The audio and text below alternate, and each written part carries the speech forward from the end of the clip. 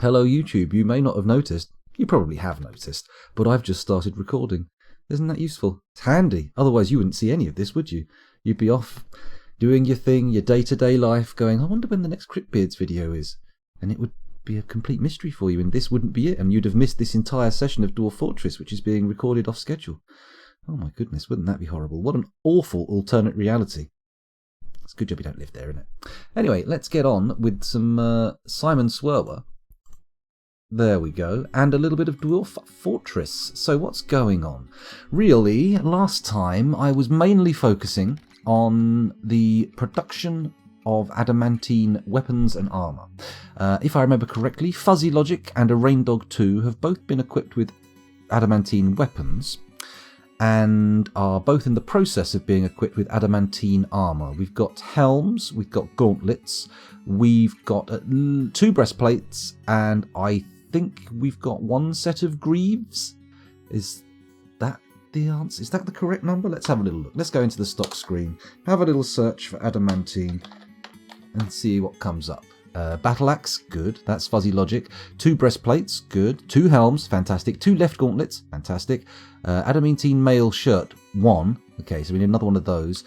2 adamantine right gauntlets, an adamantine short sword, and then... ooh. Only 1 adamantine strand left. My goodness, we got through the entire supply. And 3 adamantine wafers. No wonder we had to halt production on our mail shirts. That's no use. But we do have quite a bit of raw adamantine to process. So fingers crossed, we end up with a nice supply by the end of the stream and full suits for both Fuzzy and Raindog. That would be nice, wouldn't it? That'd be lovely. AKA Cetras says, you look like a dwarf, presumably meaning me.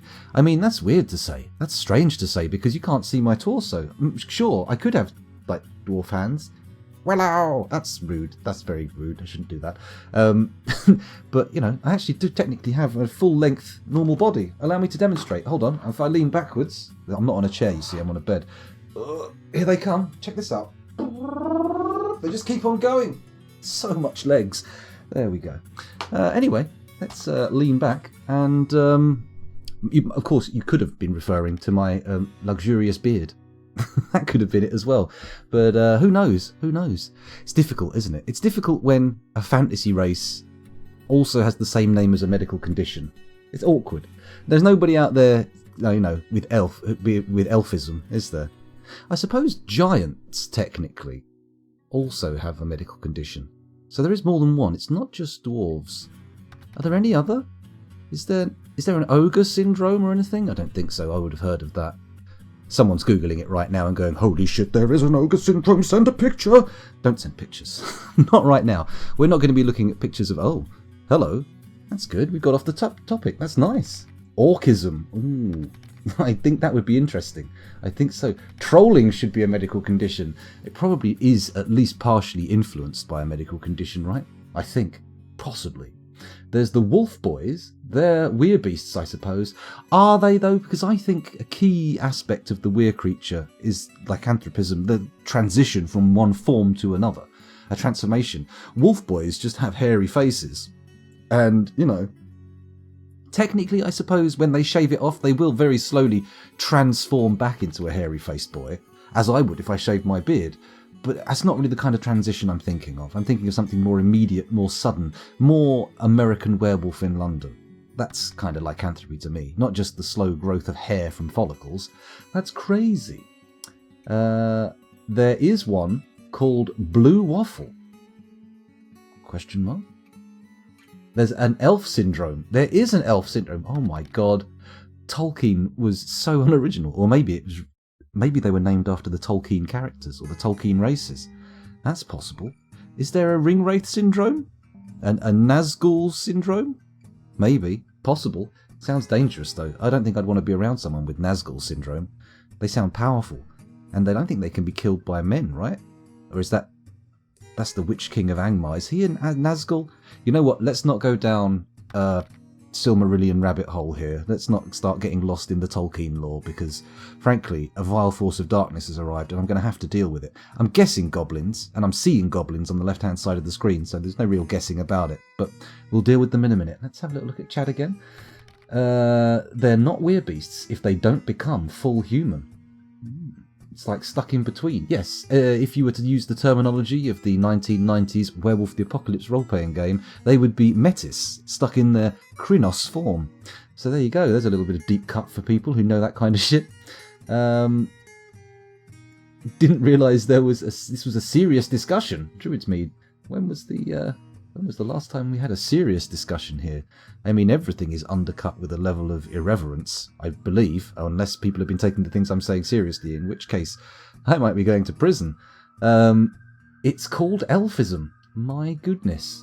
Amazing. And what does it do? I'm in dangerous territory now because I have frequently called for the genocide of elves, and I feel like maybe someone may have misinterpreted that as a call for the cleansing of a group of people with a very rare genetic condition, which of course I do not agree with. That's terrible. I wouldn't do that. However, if I were to discover a portal to a fantasy realm which was allowing actual proper elves to leak into our reality, I would undertake every effort to exterminate them.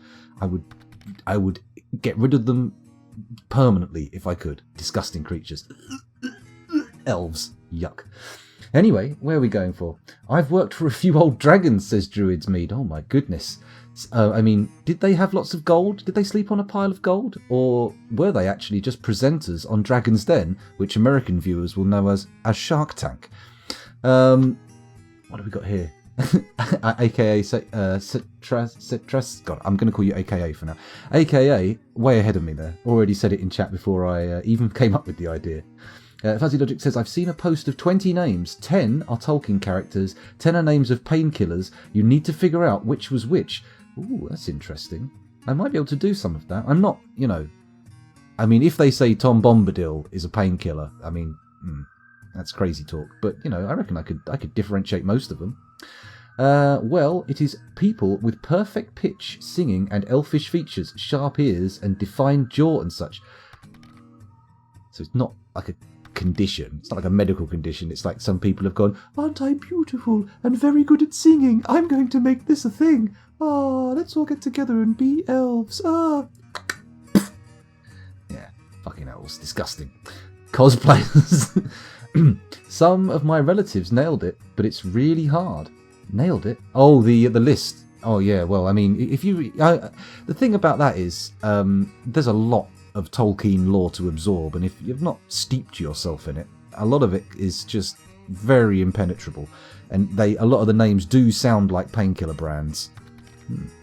Intriguing notion. I'll have to have a look at that later. Baralgin and Analgin. They both definitely do. Analgin, more than anything, sounds more like a painkiller than Baralgin. I'd definitely go with Baralgin or Baralgin as a Tolkien character. In fact, both of them, I would guess, are Tolkien characters. Where are we going? It was a house episode, a side effect of a genetic disease. Oh, I see. A house episode. I've never seen House. I've never seen it. People have said it was really good, but it never really called to me. Although I have recently watched Avenue 5 with what's his name? I want to say the wrong name. I keep wanting to say Griff Rhys-Jones, but it's not Griff Rhys-Jones. It's the other one. It's Hugh Laurie. With Hugh Laurie in. That's quite funny. I enjoyed that. I suspect Tolkien used a bag of Scrabble letters to name his characters. Probably. A little shake, a little toss out onto the desk, and there we go. The bad guy's going to be called... which is how I would imagine you pronounce a series of X's, one after the other. Maybe, maybe not. I could be wrong. Jesus fucking Christ, I've already pressed record on the YouTube, and now they're sitting here listening to me talking to chat like I just don't care. So I'd better really get on with this vile force of darkness, right? Shouldn't I? I think so. Analgin may be known as Novalgin, Metamizole, or Diprione, but yeah, it's a painkiller. Fucking hell. I felt my initial intuition should have been followed, but it didn't get followed. It's a shame. Anyway, a vile force of darkness has arrived. Let's take a look at our current situation gate-wise and think about bringing everybody in. Let's do it. Let's press the alert for a civilian alert. Get everybody charging in. Come on, peeps. In you come. We'll zoom in a bit so we can actually see more of what's going on. I'm actually quite distant from the monitor. I'm a good 1.5 feet further away than I was last night. So I have to zoom in to get all the fine detail. That's it. In you come, dwarves. Everybody indoors. Is that everybody? Have we all made our way back to the fortress? Pause. Excuse me? Hello? What the fuck are you doing, Shorast? Oh, they've been stationed down the bottom. Oh, we had that Forgotten Beast turn up, didn't we? Shit. We better check to see if that's here. Is the Forgotten Beast knocking around? No. Doesn't... there it is. Is that even the same one? Ifanos seta tuta fifnemnmma. Let's have a look. What have we got here? Yes, a gigantic blob composed of vomit. It has wings, and it has a bloated body. Beware its poisonous gas. Okay, right, we don't want to fight that. I mean, I did send a unit of military dwarves down there. But I think we'll be okay leaving them there for now, right? Actually, I should probably check to see where that creature is before I make decisions about what is and isn't safe. Okay, you're there. And our gate is... Where is the gate? Or as Gwildor once said, where is the key? There's another little deep cut reference. A little deep cut Dolph Lundgren reference. Okay, that's going down. We want to go up. There's our exit. And where's the beastie? Somewhere around here, I think. Okay, it's not far away, but it's also not dangerously close. So what I'm going to do is I am going to close the outer gate, assuming that all of the dwarves have made it indoors. I can't think why many of them would be prattling around out there. It doesn't make sense to me. So we'll press F2 here, go to the outer gate lever, add a job, pull it, do it now, and seal everybody indoors. Lovely. There we go. Resume. Back to the surface. We'll watch that gate close. We'll watch the little wrestling lad toddle down to his station, waiting for the vomit monster. Good. The goblins are no longer a concern. We can just hang around without care in the world, without a thought. Let's go down to where the wrestlers are stationed and maybe follow the vomit beast for a bit, just to see what it gets up to. See if it likes to get closer to our boys. Maybe we could send the oily boys out. That's a possibility. Where's Z? There we go. Can we follow it? We can follow it. Let's follow it for a second and take a look at what chat said. What did chat say? Hello, chat. Fuzzy Logic says quarantine, which is probably the best bet here. We want to quarantine the goblins outside the fortress and won't allow them in until we have cured them of the condition known as life. Whoa. It spat poisonous gas at something there. Slightly concerning. It's just a creature, though. What are these beasties up here that it's squirting at? Cave spiders, probably. Zoom in a touch. There it is. Naked mole dogs, overcome by terror. What's that? That's a dead naked mole dog. Not the best, but okay. Naked mole dogs aren't expected to put up a huge resistance to the attacks of a forgotten beast, especially not a gassy one like this. Zoom to it, follow it, and then wait for it to continue moving. Just going to keep my finger on the pause key here while I have a look at chat. Just keep it there ready to stop things. Druidsmead says, I have assigned myself a burrow that covers my house. Filling the food stockpile, barrels are sold out everywhere. We had problems getting food yesterday, but I think we'll be okay. It's not like the supply chains are fucked or anything. Yet. We'll see. Hello, Fwiffo of Spathy. Welcome back. Thanks for joining us again. And good morning to you too, even though it's technically afternoon here. It's 10 past 2. So, time zones may, in fact, must vary, because if they don't vary, then, well, everywhere on Earth is in the same time, and that's not possible.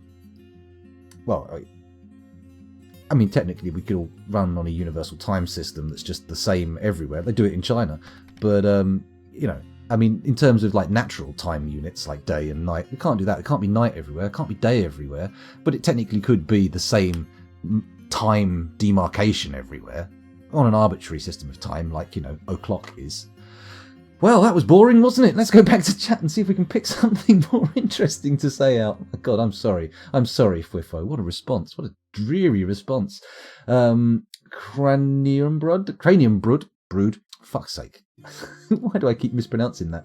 Have you considered doing an adventure playthrough? I have done an adventure mode playthrough, and I have to say, I'm not particularly fond of adventure mode in Dwarf Fortress. I feel Fortress mode is where it is where it's at for me. And if I'm going to do an adventure mode thing, I'm probably going to give Cataclysm Dark Days Ahead a go, or maybe delve into another roguelike. But also, having said that, I mean, I spent quite a bit of money on this computer, and I feel like I do want to play a few games which, you know, challenge the graphics card a bit, you know. In my spare time, I like to play a lot of Hitman 2 and various other games, but I feel like I need to at some point at least stream a game that looks, I was going to say prettier than Dwarf Fortress, but realistically, beauty is in the eye of the beholder, and my eyes behold beauty right now, so maybe pretty is the wrong word. More graphically taxing. Let's put it that way. That's probably a better way to phrase it. Let's have a look. AKA says, if someone liked the adventure mode, I'd recommend trying out the ADOM, Ancient Domains of Mystery. Yes, I've heard that recommended, and it's one of the ones that's on my list of games to try. Brelf91, talking to Druidsmead, so I may be talking out of turn here, repeating what they said, but make sure to craft a masterpiece during your withdrawal from society. That's a good point. He should do that. You should, anything, doesn't matter what it is. Even if it's just like, I don't know, a little sculpture made out of all the toilet rolls you've somehow acquired. Maybe you could make some kind of toilet roll sculpture. It'd be nice. Druidsmead responds with, well, I have been putting off learning Unreal Engine. I make board games, want to make something for Steam. It's a good idea, actually. Unreal Engine is interesting. Personally, I'm more of a Godot, or a Godot, if you prefer to pronounce it that way, engine kind of guy. But, you know, whatever you like. Whatever you like. Although, personally, if I had to self-isolate and I didn't have 2 kids to help look after, I'd probably spend my time trying to learn some Blender. Who am I fucking kidding? I'd do this. I'd be streaming. I will be streaming, probably. I mean, it won't be long until we're self-isolated. Kel's been on the fence about doing it and taking the kids out of school for a couple of days now, because I've been ill since mid-January, part of which has been a persistent cough, but I don't know. Do I have coronavirus? Probably not. I don't fucking go anywhere. But then again, my kids go to school, so they could have brought it back. Who knows? Who knows? Maybe I'll be in isolation shortly. Where are we going now? Let's look at the chat. Oi, don't you have a Pluto station to guard? Says Cranium Brood. Oh, it looks like there's some off-camera action going on here. These people know each other. Is that a Space Station 13 thing? I know the feeling. First game I installed on my 3700 Ryzen with 2070 was Minecraft. That is almost exactly my situation. I've got a 1070 and I've got a Ryzen 1700X, which I've only barely fiddled with overclocking. I really should. But speaking of which, and I know this is somewhat crass, after Rando was like, why don't you have a VR headset on your Amazon wish list? And I went, come on, that's a bit optimistic. I thought, why not? If nobody's buying anything off of it anyway, it doesn't matter what I put on there. So I went in and put a shitload of expensive computer parts on it. So if you happen to be a Saudi prince and you fancy getting me shipped to basically a whole new PC, feel free to drop an inordinate amount of cash on there. Everyone else, don't worry so much. It's not important. Although those Carolina Reaper nuts do intrigue me. That's all I'm saying. Anyway, let's get off of that. Let's not talk crass commercial nonsense. Let's have a look at the rest of chat. Is it? The Forgotten Beast still hasn't moved. We're okay. Dwarf Fortress challenges your PC a lot. Just embark on a 32x32 area. That's right, AKA, but unfortunately, like Cranium, having gone for the Ryzen and gone for the multi-processor bandwidth, I've actually got a fairly petite clock speed, and therefore I'm not actually really doing that great in terms of Dwarf Fortress. What you really want is something with like an enormous individual clock speed, like is the Intel i9 currently the best sort of consumer level processor? I imagine there are faster processors out there, but I think, as I understand it, we're hitting the limits of individual clock speeds on CPU, and now most of the gains are to be had in parallelism, where we can like have multiple processors breaking processes down into separate elements. The prime example of which is GPUs. Anyway, where were we? Interested in playing Doom Eternal? I kind of am, and Chaku, but to gauge my interest, we should also see that for a while I've had a bit of money sitting on Steam and a little bit of PayPal money from the last Twitch payout, which I've been I've been telling myself I'm definitely going to spend on games, because I keep spending on other stuff. I keep buying like pizzas for the kids and shit, so I've got to stop doing that. But one of the games that has repeatedly gone on sale for £5 on Steam is Doom. And every time it does, I go, shall I get it? I look at the trailer and go, it's a first-person shooter. It looks pretty, but this is precisely the kind of game I'm not really bothered about. So, yes and no, realistically. Yes and no. To give you a clue, the game I'm most excited about, which is I find a real dividing line for people, is Death Stranding on PC. I'm keen. I'm not keen on spending 50 odd quid on it. Likewise, Red Dead 2. I still haven't bought that because, frankly, it has to get cheaper before I'm going to buy it. I can't justify spending 50 quid on a fucking computer game. I just can't. It doesn't matter how much game I get out of it. It's just too much to drop in one go. Psychological block. Let's have a look here. I know you're going to torture me, so let's just get it over with right now. Oh, hello, Colgi as well. Welcome to the stream. A grain more graphically realistic, graphically impressive. Yeah, something. Well, I mean, what this game does. Look at that, it's paused. It knows I'm not paying any attention, so it's gone, fuck it, I'll starve some people, pause the game, let him survive a bit longer. What I'm saying is, for what this game does with the graphics style it has, it's very impressive. I mean, I know people who use the ASCII vanilla graphics, they get to a point very much like that guy in The Matrix who no longer see the text, they just see the world. And I do remember when I was a kid playing much more graphically simple games, having those moments of sort of like, everything is, I'm not seeing the graphics, I'm seeing what it's supposed to be. I'm living the symbolism, as it were. And I think Dwarf Fortress does that very well. It does a fantastic job with what it's got. And also, I think the abstract nature of some of the art does help put a lot of the graphical processing, so to speak, in your brain rather than in the computer. Sort of, it gives you the figurative thing. It's got a semiotics that says, here, this is the world, look at it, can you interpret it? And your brain goes, yes, I can interpret it. I don't know why the game talks like that. It's a weird thing to say. AKA says, yeah. Oh, hang on. Druids Mead's at the top. Hang on a minute. We've scrolled off chat. I'm going to have to scroll up for a second. Don't worry. Let's go down a bit. Druids Mead says, Witcher 3 is good. I've got Witcher 3. I've got to the first tavern mission, that little bit where you're sitting down. Nice place. And I haven't picked it up again since. I don't know why. It just hasn't really gripped me immediately, but I probably will have a little go at it. Probably will. Tidy says, vomit monsters are always nice to look at. Yes. Lovely. Lovely vomit monster.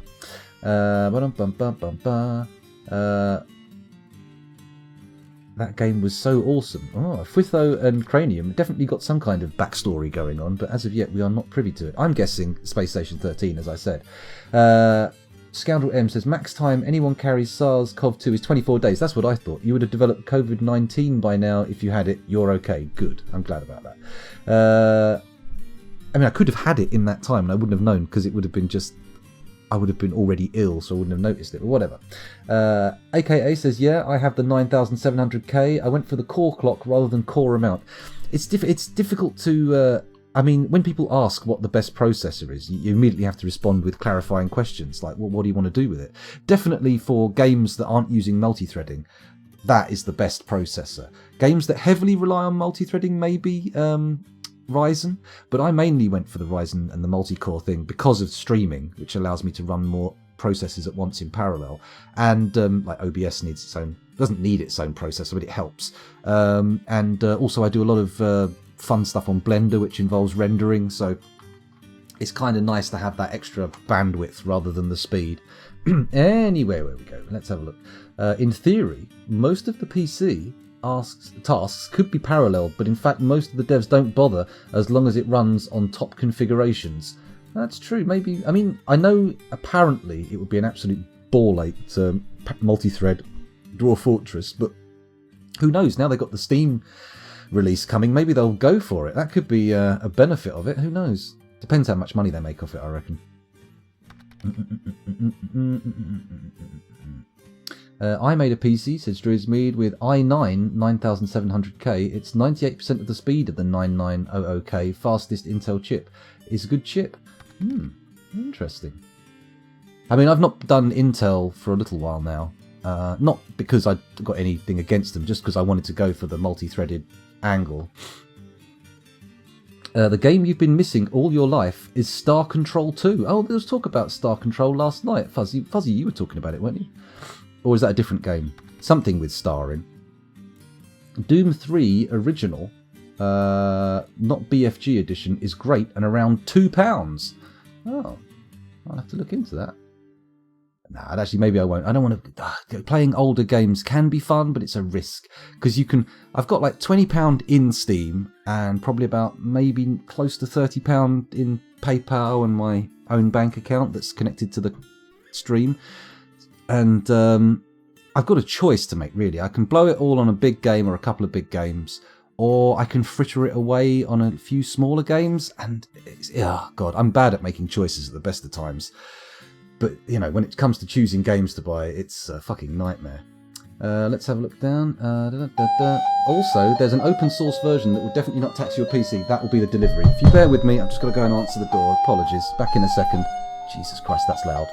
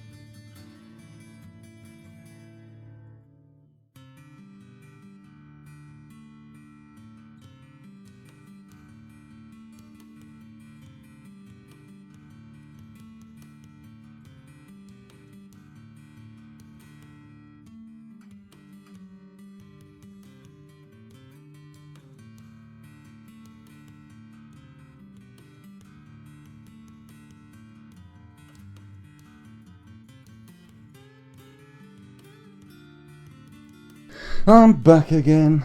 It was just a delivery. Nobody panic, just a delivery. Okay, let's catch up with chat again. Where were we? There's an open source version that will definitely not tax your PC. Oh, Star Control 2. That does ring a bell now. Is it an older grand strategy type thing? Lieutenant Hopper says, is anyone else getting a teeny bit of lag? Depends. I'm not, obviously, because I'm right here. What you usually find is if you're watching on your phone, you'll get more lag than otherwise. Excuse me, shouldn't have run up the stairs like that. Shouldn't be out of breath, but forgive me, I have just quit smoking only a month ago. Yeah, so if you're on your phone, you will get more lag than if you're on a desktop PC. I don't know how consoles factor into that, though. You may get less lag on a console, you may get more, but I couldn't possibly tell you. You need to play Star Control 2, the Urquan Masters. Well, if you've got a link to the open source, is it open source or just yeah, open source version, just pop it in the Discord and I'll have a check of it at some point. I'll have a little look. So, Colgi, welcome to the stream again. Thanks for joining us. Well, maybe instead of doing a different game, just play using Stone Sense. It's not quite the same, is it? It's not quite the same, but I have tried Stone Sense, and I must admit, it increases the frequency of crashes. Why am I dropping so many fucking frames? We've dropped 270 frames, and I've only been live for 43 minutes. That's not good. What do I use Blender for? All sorts of stuff. Just it's a hobby, really, at the moment. My last big project that I did was something that I was intending to have 3D printed for my friends who do tabletop war games to use as terrain. I made like a giant, let's not use branded terminology, but a giant crystal, not at all warpstone, a giant crystal with like a walkway going up round it and rope bridges and stuff hanging off it. But then when I looked up the actual size of the print bed of resin printers, I realised that I'm going to have to sit down and break it up into lots of very awkwardly sized lumps. So it kind of took my wind out of my sails for the project. I'm also working on a head sculpt of a YouTuber I watch called Angori Tom, which is coming along okay, but I'm finding it very difficult to find decent reference photos because most of his face is covered by a beard, glasses and a hat, so there's only actually a very small region of face to work with in most photos. So yeah, that's what I'm doing at the moment in Blender. Threading Dwarf Fortress is a pain because it's a massive pre-existing code base. Yeah, lots to unpick there, I'd imagine. Making code support multi-threading is something you have to plan for in advance in terms of software architecture. Yeah, I've heard that before, Einjarn. But, you know, maybe one day it'll happen. Maybe they'll manage to unpick the Gordian knot. Or maybe they'll just fucking start from scratch. Depends how good the notes that Toadie's kept are. Because if he's kept, like, notes about the individual systems, about how they were designed and how you came to them, recreating them under a different architecture will probably be easier than just trying to do the whole thing again from scratch. But I don't know. I'm no programmer. I've tried it, and I've discovered that I am not a natural programmer by a long shot. Cranium says Star Control 2 is what me and Fwiflo were talking about. Fwifo is awesome character from that game. Ah, okay. A delivery from the Cursed Wastes. Wash your hands. Oh yeah, I probably should wash my hands actually. That's a good point. Bit late now. And pop the package in the oven for an hour. I'm not sure the stuff that Kel's ordered from the pound shop is going to survive being in the oven. Yeah, it's going to be a problem. Oh, thank you, Cole G. Much appreciated. AKA says, I'd say StoneSense is not like a GUI. It's like a tool for taking screenshots or videos. So it's not a thing I'd use while playing. That's true. I've seen people using it. There was a guy on the subreddit recently, like yesterday I think he posted, where he's done a dance floor in his tavern over magma with a glass floor, which obviously in Dwarf regular graphics don't look that impressive, but in StoneSense and some other visualizer he's using that I've not seen before, it looks bloody lovely. Very good. Hello, Orchimedes. I got here finally. Thank you very much for saying hello, and good afternoon to you too. Welcome back. Bam, indeed, Tidy. Bam. Do I still have that sub I got gifted? You cannot cheer in your... Oh, click the wrong icon. There we go. Oh no, I don't think I actually have... Oh, I think my subscription to Angori Tom has subscribed? Expired. That's a tragedy. Oh, boo. I've only got my own emotes. Never mind. It's okay. It's okay. Check that Mad Cat's videos. Oh, is there a new one? I'll have to have a look. Oh, of course. Okay, so Tom pre-bit. Yeah, no, I saw the one where he was doing the background in their Company of Heroes one, with a bit of sod lands on the guy's head with the helmet. He's got no beard there, but he's a lot younger than he is now. So I'm not sure the face, because I'm using like cheaty techniques of taking measurements of the face and going and changing the shape of a pre-existing human face mesh. So I'm kind of like melding features to fit what I see in pictures. So it's not true sculpting, to say the least. Anyway, where were we? Druidsmead says, my mate's just bought a 3D printer. He's ripped the object files from Total Annihilation and he's printing out the tanks. Very cool. I like that. I do like the idea of taking the object files out of games and printing them. However, I think you'll find a lot of the game... maybe not in games as old as Total Annihilation, but in modern games, a lot of the visual fidelity comes through trickery, and so where the actual geometry of the object is fairly flat, they use shaders to project that the apparent shading and geometry onto the object, so they're not really physically, mathematically the correct surface for printing. But I believe, certainly using Blender, I've done it in a roundabout way for other stuff. You can take those shaders and apply them to the mesh in a way that means they do work. So it might be possible to actually do it with more intense graphical models or something. I'm not sure. Maybe someone else can correct me. Someone probably knows better than I do. Armok Vision, never used it. No, I've never used it. Is that the one with the nice 3D rendering? Thank you very much, Cranium. Thank you. Put that in the Discord. Thank you, and I will take a look at it later. Can we get the Discord link? Tidy, thank you very much. We're very appreciated. Okay, so right, I've caught up with chat. Finally, let's stop bothering about these starving llamas and goat kids. Actually, let's not. Let's go up to the surface. Surface. There we go. We'll find the llama zone. Take me to the llama zone. No? Nobody? I didn't expect that to get anybody going. I'm sorry. In fact, yeah, I should apologise. I am so sorry. Let's set the pasture. Let's set it to grazers only, and then we'll put the goat kid and the baby llama.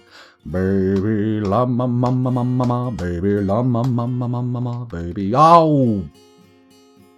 Bollocks. Full-blown crash. Full-blown sodding crash. We're in an alternate timeline again, boys. This time, not too much has happened. Just a goblin horde turning up. But other than that, it's all undone. No, including that, it's all undone. Not other. Good lord. How deep is your fort? How deep is your fort? I really need to know. My fort is not that deep, to be honest. I'll show you when we get in there. Don't worry, Colgy. You can have a look. Danger Zone, a song so awesome it was played 3 times in Top Gun. Guess they couldn't afford more songs. That's probably the case. They probably used it once and then realised they'd blown their music budget. So they tried it again and again. You know what? I've never seen Top Gun, and I've also never had any desire to watch Top Gun. just apropos of nothing. I thought I'd tell people that. I'm not a massive Tom Cruise fan. He's been in some good films I've enjoyed. Like I enjoyed what was the one based on the anime where people come back to life in a war zone? Not Game Over. I like that one. And I also like the sci-fi one where he was flying around in the sky. Oblivion. That was pretty good. But anyway, where were we? Well, good job. We literally did nothing for an hour. That's right, Tidy. And that is the Scoundrel Guarantee. Or Guarantee. That is the Scoundrel way. It's what happens. Okay, let's unpause the action and go down and watch the Forgotten Beast. Let's check it's still there. Others. Okay, it's not there right now. That's interesting. It must be off screen at the moment. We have to wait for the gobbos to arrive, if they even will. And do we want to bring people indoors now and close the gates early? I mean, it's entirely possible. We don't have that many people outside. It might be nice to stock up on some wood, though. You know what? I'm going to chop a few trees down in advance of any goblin incursions. Let's just... No. We've made this error before. Not these trees. Not these trees. I'm going to pop that there and totally remove all those designations. We've dug up trees and had roots leave holes in the ground before that have allowed people in. So we're not doing that. We're going to dig them out over here. There we go. That's better, isn't it? Clever clogs. What a clever boy, Scoundrel. Well done. Good boy. Why are you talking to yourself like you're a dog? I don't know. just a thing. There we go. For some reason that didn't want to... There we go. Now it's doing it. Okay, those should be enough trees to get us a bit of wood to fill the stockpiles up, so we won't run out while we're under siege. Unless, of course, the siege happens before we manage to get all the wood indoors, in which case... Bugger. Oh, bloody hell. But never mind, eh?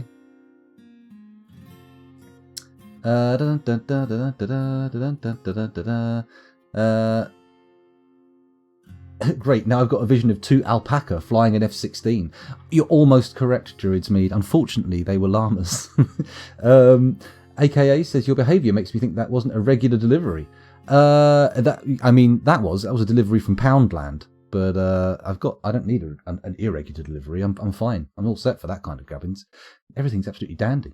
If anything can turn people gay, it's Top Gun. I mean, do you reckon? I'm not sure.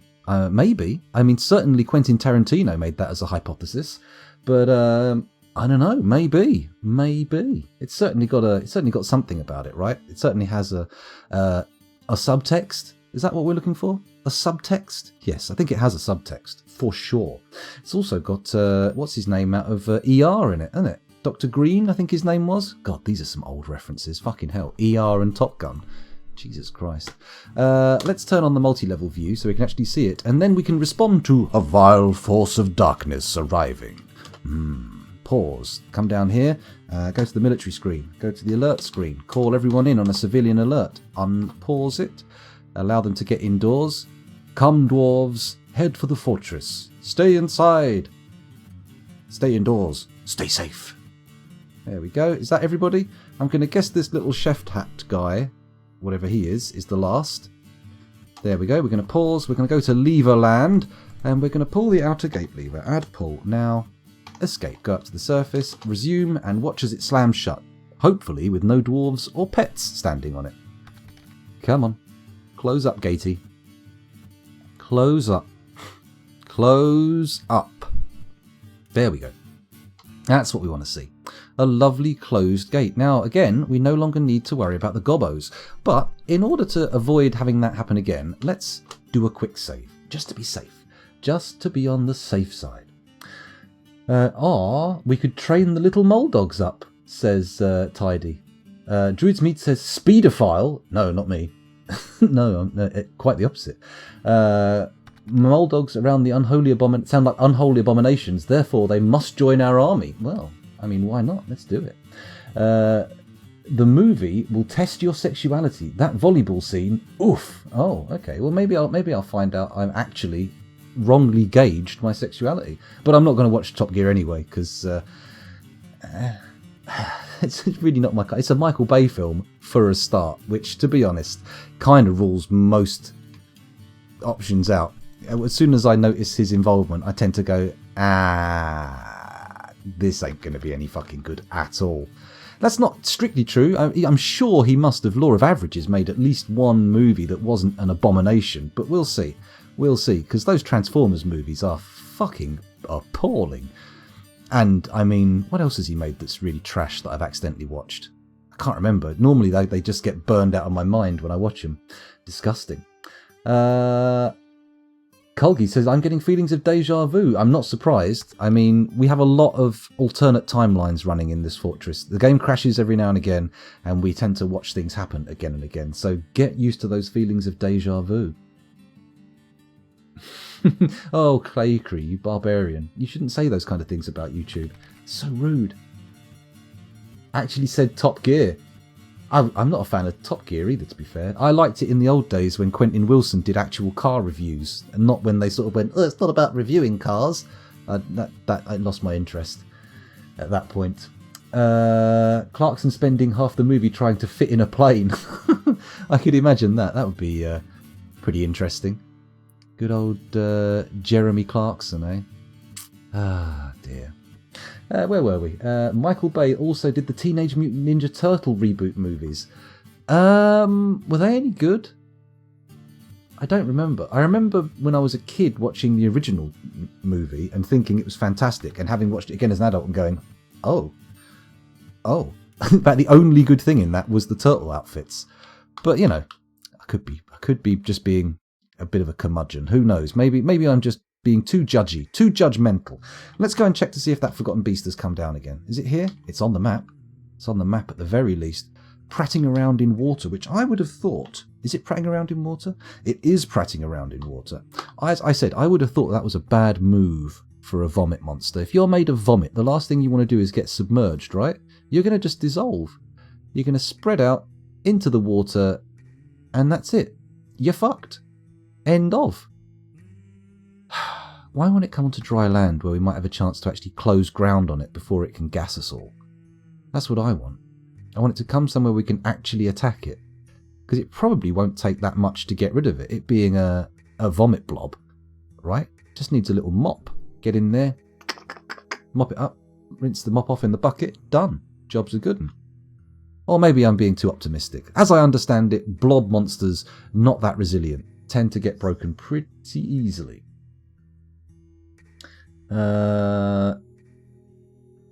No, it was Michael Bay. Of course they weren't good. Oh shit, I've just remembered. I did watch them. You're right. They were awful. They were awful. They were really, really bad. My God. How did that man get so much money? And why do people keep watching those movies? Like the Transformers movies, I've never understood how anybody could watch that and go, well, this is amazing. Sure, the special effects teams working on those films deserve, praise and kudos. And it's, if they had done that in a music video that was only like 5 minutes long tops, then it would be fantastic. But has he just died? No, he's still moving.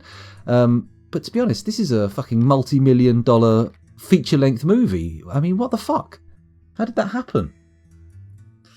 Maximum Overexposure says, over CGI'd Explosion Fest. I mean, that could describe most of his movies, right? And to be fair, I like CGI in the right proportions, in the right places. I'm not an enemy of computer-generated graphics, but, I mean, it can definitely be used wrongly. Very wrongly. Does anybody watch Corridor Crew? They're pretty good. They've got some interesting videos about stuff. There's also a channel called Rocket Jump, which were doing like a thing about filmmaking and special effects techniques, but they seem to have gone pretty quiet lately. I'm not sure they're still releasing content. AKA says Transformers 1 was good. I mean, I wouldn't go that far. I definitely wouldn't go that far. At best, it was almost bearable. I mean... yuck. Disgusting. I couldn't sit through Transformers. Literally was giving me a migraine. It didn't give me a migraine, Druids Mead. It just gave me a great feeling of emptiness, and it kind of burned away any nostalgia I ever had. I'm now completely immune to seeing things from my childhood and going, oh, that might be good. Now I look at them and go, that is definitely going to be shit. I'm not interested. If anyone makes a new He-Man film, fuck you. If anyone makes a new Action Force / G.I. Joe movie, stick that up your fucking ass. Anyone makes, let's think of another one. I'll tell you what I would be interested in seeing, and this is a bit niche. I don't know if anyone else even knows about these. Supernaturals. Or maybe even Visionaries, Knights of the Magical Light, with the holograms. I'm a sucker for holograms. Let's just put it that way. Anyway, where were we? I've lost my mind. I can't remember what's going on. The game is paused. I tell you what, let's save the game so we don't lose any progress, even though technically I've not made any progress. I've just sat reading chat again. I disagree, says Cranium. The CGI in Transformers was crap. You couldn't see what was happening half the time.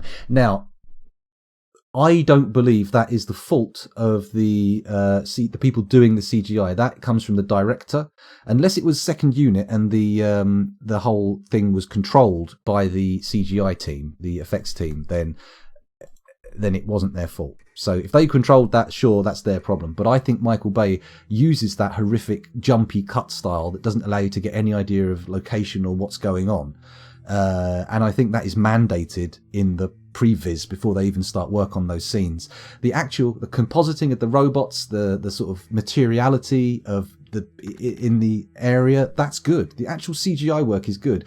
I think all the flaws of that come from his garbage edit style and just the fucking atrocious sort of like, we can't keep a shot for longer than half a second. People will get bored. It's just disgusting. First 10 minutes of Bumblebee is everything I wanted out of a Transformers movie. Do you know what I wanted out of a Transformers movie? I wanted it to be made in the 80s when I was a child. That's what I wanted. I don't want to watch stuff from my childhood anymore. Never again. Colgi says the MCU seems to use CGI explosions responsibly, and by that I mean they don't prioritise it over plot. True, I enjoy the MCU films, but I was never into superheroes as a kid. So that probably, because it doesn't count as sort of a nostalgic return to things I loved, that's probably why I don't mind them so much.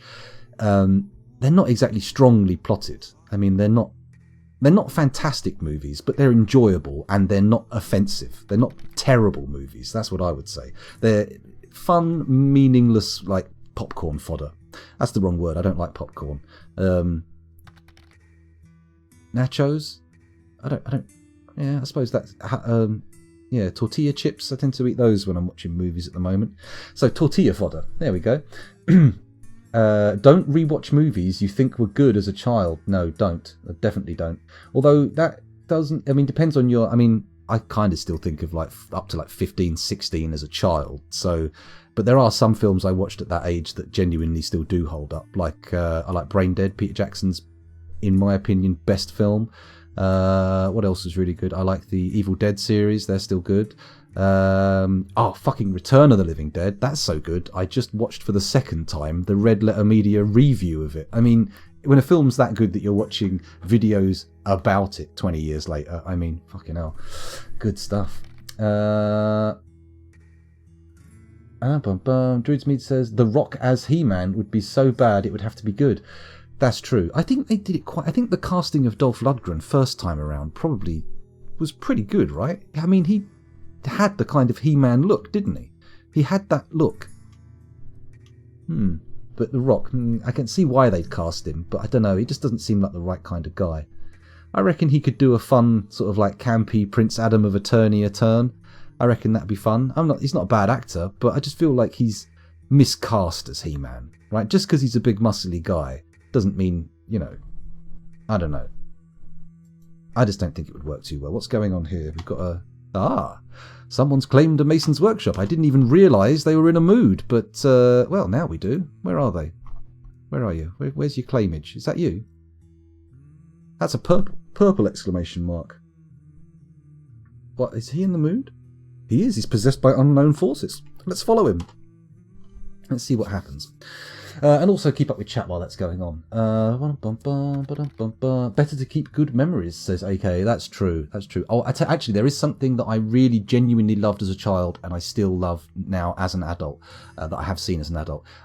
It's a bit obscure. I watched it on children's ITV when I was a kid. And I think it was on just before or after Nightmare. It was a stop-motion puppet animation version of Truckers by Terry Pratchett, one of my all-time favourite series of books as a kid. And it was made by the Cosgrove Hall animation team, who did The Wind in the Willows and I want to say Danger Mouse. I'm not sure they did Danger Mouse or not, though. Maybe not.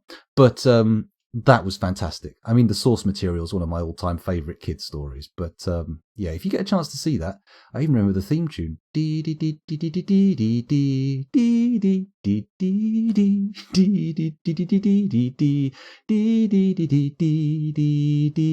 Good old Truckers. Great series. Anyway, where were we? Why are we suddenly reminiscing about children's TV? Oh, because of the abomination that is Old Man Bay. Old Man Bay, that old man Bay, he makes me pray that his career will go away. That old man Bay. Sorry, that's very rude. I mean, I don't want him to lose his job. I just want him to stop doing it. Let's have a little look down. It's Supernatural with the two guys in the Metallica. Supernaturals was a line of toys where there were two tiers. There were little ghost-shaped guys who had holograms on the front, and then there were larger sort of action figures with limbs who had a little panel on their chest and their face with a hologram in it. And the theme tune went Supernaturals. Also, they had a comic that was published for a while, and they had a story in that comic about a ventriloquist dummy that genuinely terrified me as a child. So I think, if I remember rightly, I got given the first issue I read while I was in hospital after having downed a bottle of Calpol as a child. Stupid kid, but hey. I felt a little bit poorly, and I thought, well, if a little spoonful of Calpol makes me feel better, drinking the whole bottle is definitely going to cure me. I don't know why Mum didn't think of this before. Glug, glug, glug, glug, glug, glug. Oh. Cue me waking up in a hospital with a worried-looking Mum and Grandad leaning over me going, will he live? And me going, yeah, I think so. I drank the Calpol. Of course I'm going to live. I'm going to live forever now. Let's have a little look. Transformers felt like when the FOV is set too low in a game and everything's too close. Vomit inducing. I'm not going to watch it again to confirm that, to check that is what I believe. But you're probably right. There probably was some stuff like that was wrong with it. But I'm guessing that was Bay done rather than anything else. The new She-Ra is good. Carnage Mantis. I want to believe you, but I'm not going to verify it. I'm just not going to watch it. I'm not interested in watching stuff based on what I watched as a kid. Actually, I didn't actually watch She-Ra. Maximum Overexposure says, I will rewatch 80s Transformers movie any day and rock out to that soundtrack. Oh, God. Bawa bui nini bawa, as they say. I mean, they are fun little artifacts, but, I mean, they're very obviously adverts for toys these days. Once you see them with the cynical eyes of an adult, you're like, shit. Especially when you've got your own kids and you look at the stuff that they're watching and that's being marketed to them. Actually, to be fair, I feel like this generation of kids, my kids, are not as invested. Those forms of marketing and those forms of sort of like creating a cartoon to sell a toy line doesn't really work. They're not fussed about toys. It's all about like computer games and stuff now.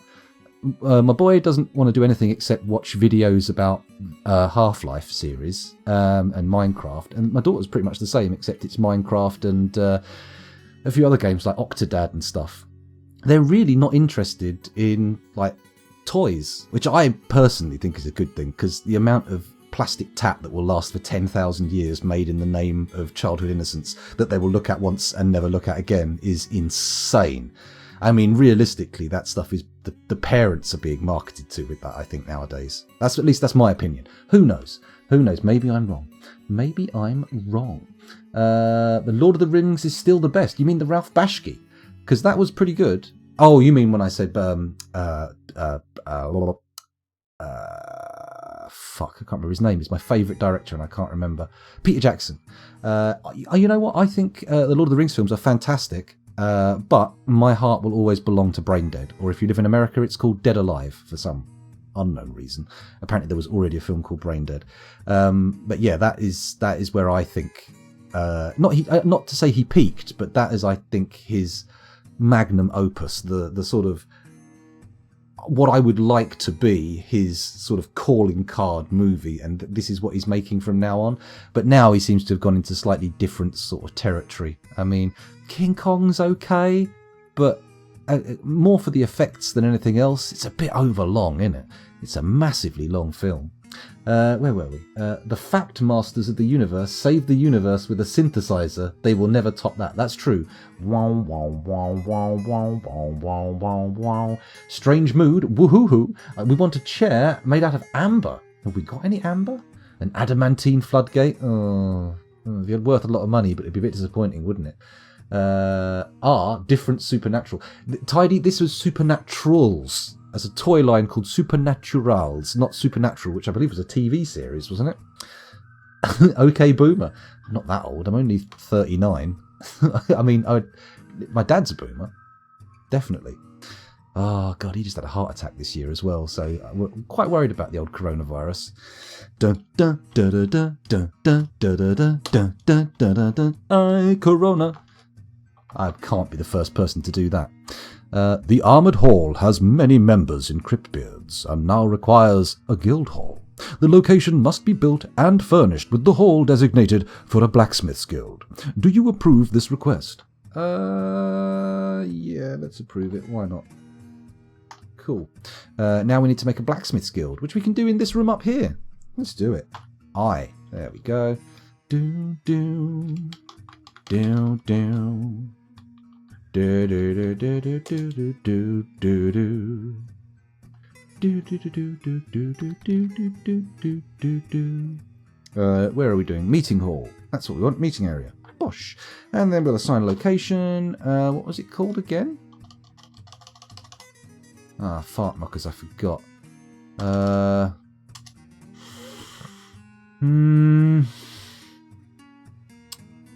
Let's say, can we add a new location? Add a location. Yes, of course we can. We want a guild hall. G, we want a blacksmith's guild. Miners. Do we have a miners guild? I don't think we do. A misty guild. Blacksmiths. Where are blacksmiths? There we go. The armoured hall. 12 workers, 12 members. Was that the one? I don't remember the Armoured Hall being mentioned. Should we go down and see if there's another blacksmith's guild? I don't think there is. No. Just the one. Whatever, we'll do that. There we go. The Banner of Flags. bugs. Very nice. Curly Fries, welcome back. Thanks for joining us again. I love that the first thing I hear when I start watching is something about the coronavirus. It's gotten everywhere, that's true. I shouldn't mention it because it's probably bumming people out. Waiting on the Dwarf Fortress update for the dwarves to start contracting it. Oh my god, yeah, no doubt. There isn't any disease or anything in Dwarf Fortress beyond lycanthropy, is there? I feel like that's an underrepresented area of the game, right? Maybe there should be more. Who knows? Remember to wash your hands. You don't know where he's been. That's right. That's right. Although, I would suggest he's fallen off the top of the Nakatomi Tower. Oh, that was bad. That was real bad. Let's put a table in the room that we set as a workshop as a guild hall, and then also smooth it off. That's a statue, scoundrel. You want DS, not BS. There we go. And there we go. Smooth it off. Lovely. There's your blacksmith guild. Bosh, done. Lovely. Job's a good one. Hey. Let's check that the vomit beast hasn't decided to come further into the fortress. Let's have a little check. Hopefully the oily boys can keep him at bay.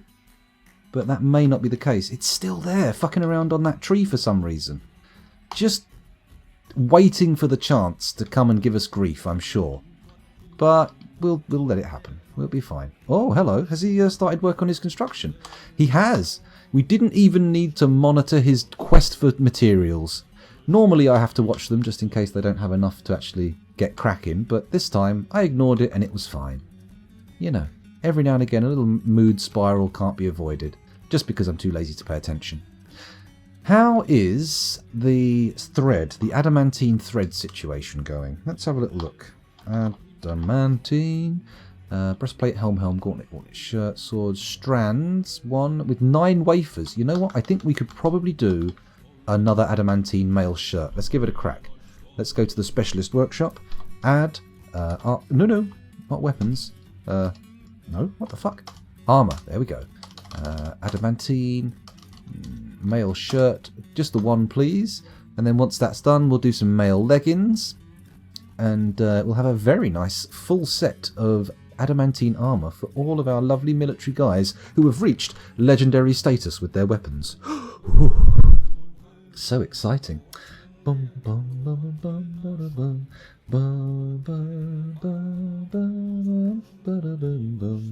There is infection from cuts. Oh, that's true. That's true. But they're not. It's not. That's like a generic. You have an infection kind of thing, rather than like different simulated viruses and bacteria, which I must admit is probably a little bit too deep a simulation even for Dwarf Fortress. But maybe not. Maybe they'll have a plague thing. I'm sure it's going through Toadie's mind at the moment. It's been a long time since I've been able to join a stream with the whole Australia time zone thing and stuff, says Curly Fries. Isn't adamantine the stuff Wolverine is made of? That's adamantium. That's a legally distinct variation on adamantine. Actually, let's do a little Google search on see what adamantine and adamantium is, because I know there's an interesting legal angle on why it's adamantium. Adamantine. I think there was someone got taken to court for using it. Oh, hang on. Adamantine, I do apologise. It's tine, not teen. An adjective, unable to be broken. Ah, okay. So it's actually not... As someone says, one of the first questions in the Google searches, people also asked, is adamantine a real metal? In Marvel Comics, adamantium, first appearance Avengers number 66, July 1969, is a nearly indestructible metal that coats the skeleton of the superhero Wolverine and makes the body of the supervillain Ultron. In the tabletop role-playing game, Dungeons & Dragons, adamantine is an extremely hard exotic metal. Well, there we go. That doesn't actually... I mean, that literally doesn't answer the question. It says, is adamantine a real metal? The answer is no. It's not. It's a descriptive word. It's an adjective. Adamantine. Stand and deliver, money or your life. Oh, that's not how it goes, is it? I did that wrong. Doesn't matter though. Doesn't matter. Are you sure it's just not that one is the noun and one is the adjective? It says it's just an adjective. There's no mention of nouns. There's no mention of that whiffo. But maybe you're right. Carnage Mantis points out that we have a legendary bed. That's true. Let's have a look. Doomed Olinzeg, the mason, has created Uzoltan, a Gabbro bed. She claims it as a family heirloom. Well, let's see what the bed looks like. It's probably going to be pretty special, right? Let's have a look. Oily Tick. What a name. I know if I saw a bed called Oily Tick, which was supposedly legendary but only worth 9,600 trade credits, yeah, I'd sleep in that, he lied. Let's do a little look at it. This is a Gabbro bed. All crafts dwarfship is of the highest quality. It is decorated with sandpear wood and encircled with bands of rectangular orthoclase cabochons, blue peafowl bone, and apricot wood. This object is adorned with hanging rings of gabbro and menaces with spikes of sheepwool and sandpear wood. It's a bit disappointing, isn't it? At least they didn't use up any of the adamantine. Yeah, adamantine. It was adamantine. Yeah, we got it. Now we know the correct pronunciation, according to the Googles. Hello, JC Experience. You haven't missed a lot. We've had a full-blown crash, an hour in which I did fuck all, apart from just wait for more adamantine to be processed, which is good, isn't it? Spikes of wool. Nice. Can't put a price on quality, scoundrel. I mean, isn't that precisely what... that's supposed to be what capitalism does, right? I mean, maybe it's not strictly, actually true that it does that, objectively, but that's kind of the point, isn't it? I don't know. Then again, this is not a capitalist fault. We have no money. It's kind of Star Trek. Proper Star Trek, not what they're doing with Picard. I mean, what the fuck? The whole new Star Trek thing is really weird to me. I mean, sure, it started going a bit different and off the rails at Deep Space Nine, but I liked Deep Space Nine. It still had that feeling of, the Federation is a noble endeavour, a beautiful thing. But this whole Star Trek Discovery and Picard thing, they're like, they're just not Star Trek. Why bother calling it Star Trek? Just make a different series and call it that. I mean, that'd be cool. I'd watch that. It's nuts. Anyway, not spikes of sheep wool. No, I mean, dangerous, right? You take an eye out with those. Any particular reason why it has siege in red in the top left? Because we're currently under siege from goblins. But I'm not interested in going out to meet them until we've actually got some of our boys in full adamantine armour. So, when we've got that, we'll go out and meet them. But for now, we'll be concerned more with the vomit monster down in the caves. Who is right here still, sitting in a little cloud of miasma. Then again, they are made of vomit, so, it's kind of to be expected, right? You would expect miasma to be around them. I wouldn't be surprised. Someone asked how deep the fortress was, didn't they? Let's do that. Here's the entryway. It does go up a little bit. There's a temple at the top of the volcano, but I'll show you that later. But it's basically just a long corridor leading up to there with a bit of sand collection in it. If we go down, it's one... ? Dehydrated wrestlers. Cool. One level down, we've got offices, the king's throne room, we've got farms and farm guilds. Also, that corridor goes off to the ballista turret on the surface. Not that exciting. There's our training room for siege weapons, which turns out siege weapons are a bit shit. I didn't realise at the time, but they basically just fire in a straight line and don't hit anything. We've got our floor down here, which is basically all of our industrial production and stuff of that type. Go down another floor, we've got our stockpile for refuse and corpses next to our lovely graveyard. Then below that, we've got the bedroom floor. Got enough bedrooms for every single dwarf to have their own. This little row here with the smoothed floors, that's for nobles who start complaining. And then we've got a hospital. That room next to it was going to be a doctor's guild, but apparently in this particular version of Dwarf Fortress, you can't have a doctor's guild, even though they'll request one. That L-shaped room is a food stockpile. We've got all the other food stuff around here, including a very spectacular dining hall. Why are these statues not in the right place? That's not acceptable. BS there. No, not smooth. Not search, for fuck's sake. Build. There we go. Statue. There we go. And then we just pop them in there. Oh, come on. Don't be like that. There. And then that should do it, right? There's no more statues been knocked out of place. Nope. All good. Lovely. That's that fixed. And then we go down a floor again. By the way, that little corridor there, that's where all of our levers are, because That's where people tend to hang out during a siege. There's our water supply, currently gated off with floodgates, and that's the bottom of the fortress proper. However, if we go into this little corridor down here and note these stairs, we can go down to where our caverns are. We've got a couple of cavern baffles, which obviously aren't fully done. That was an aborted mining level because, frankly, there's nothing interesting to mine out there. This is our first trapped cavern baffle, spike traps and cage traps. Go down a bit further, then... Oh, did somebody just message me? Hang on, just got to check to see if Kel's needed me to open the door or something weird like that. No, it was a Discord message. Just one of you lads. That's fine. I'll check that after the stream. Where was I? Oh yes, going down the floors. Through another cavern baffle. And then we've got our first proper cavern layer. Where is it? Oh, another cavern baffle. Blimey. Where's our first cavern layer? I could just press F5, but... Oh, we must have gone past it. That's very weird. Alright, let's press F5 and go to our first cavern layer. Here we've got the oily boys, our wrestling squad positioned, waiting for the vomit monster to come and attack, but it doesn't seem to be interested. You may note that I have a couple of webbed traps here behind gates. Now, the theory, the plan here is when a fun forgotten beast comes in, i.e. one not composed out of a blob of vomit, we open these gates and close these gates, and the thing will attempt to come through here to get into the fortress and get trapped in the webbed trap. However, we have yet to see an interesting one. What's that? It's a giant mole. Oh. And it's going away. It sees the oily boys and immediately flees. You know what? I'm going to go into the squad screen. I'm going to take the oily boys and I am going to cancel their orders. And we're going to put the chasms of gilding down here just for a little while. Just to wait to take off the strain. Because the oily boys need a drink. We can't just have one squad down here all the time. Although we could put a food stockpile down here, couldn't we? That might make sense. And then the oily boys could hang down here as much as they liked. Interesting. Has this prompted movement from our forgotten beast uninvited guest, I wonder? Has the removal of the oily boys prompted it to... No, it hasn't. Disaster. Disaster. Was that a ding for a save, JC Experience?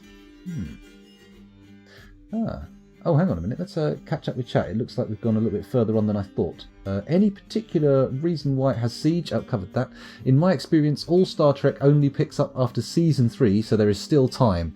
That's true. That's true. Definitely Deep Space Nine didn't pick up until later on.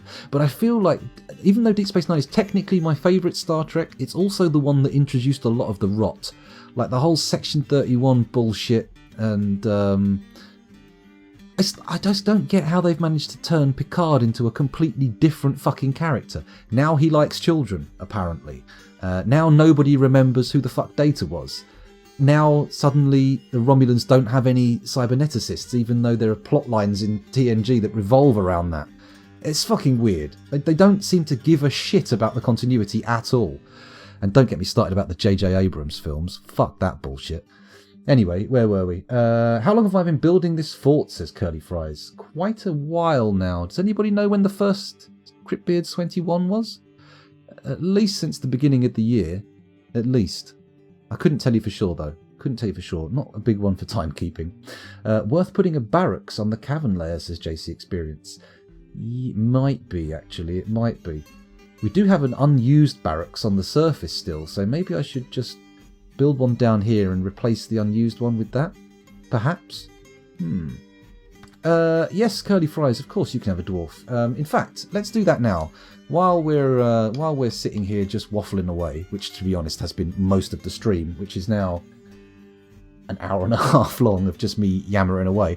Let's watch the oily boys go home and the new lads go downstairs, and we'll go over to Dwarf Therapist quickly. There we go. Luma wipe? No. That's what we want. There we go. And then we'll read the dwarves. And why is that not working? Have I got 2 copies? I have got 2 copies of Dwarf Therapist open. For fuck's sake. Here we go. There we go. Dwarf Therapist. Excellent. Right, let's just change this so that it's sorted by has nickname. I'm going to take us down to the cavern layer so I can see if the vomit monster comes up out of the corner of my eye. And then we can go... Actually, let's also...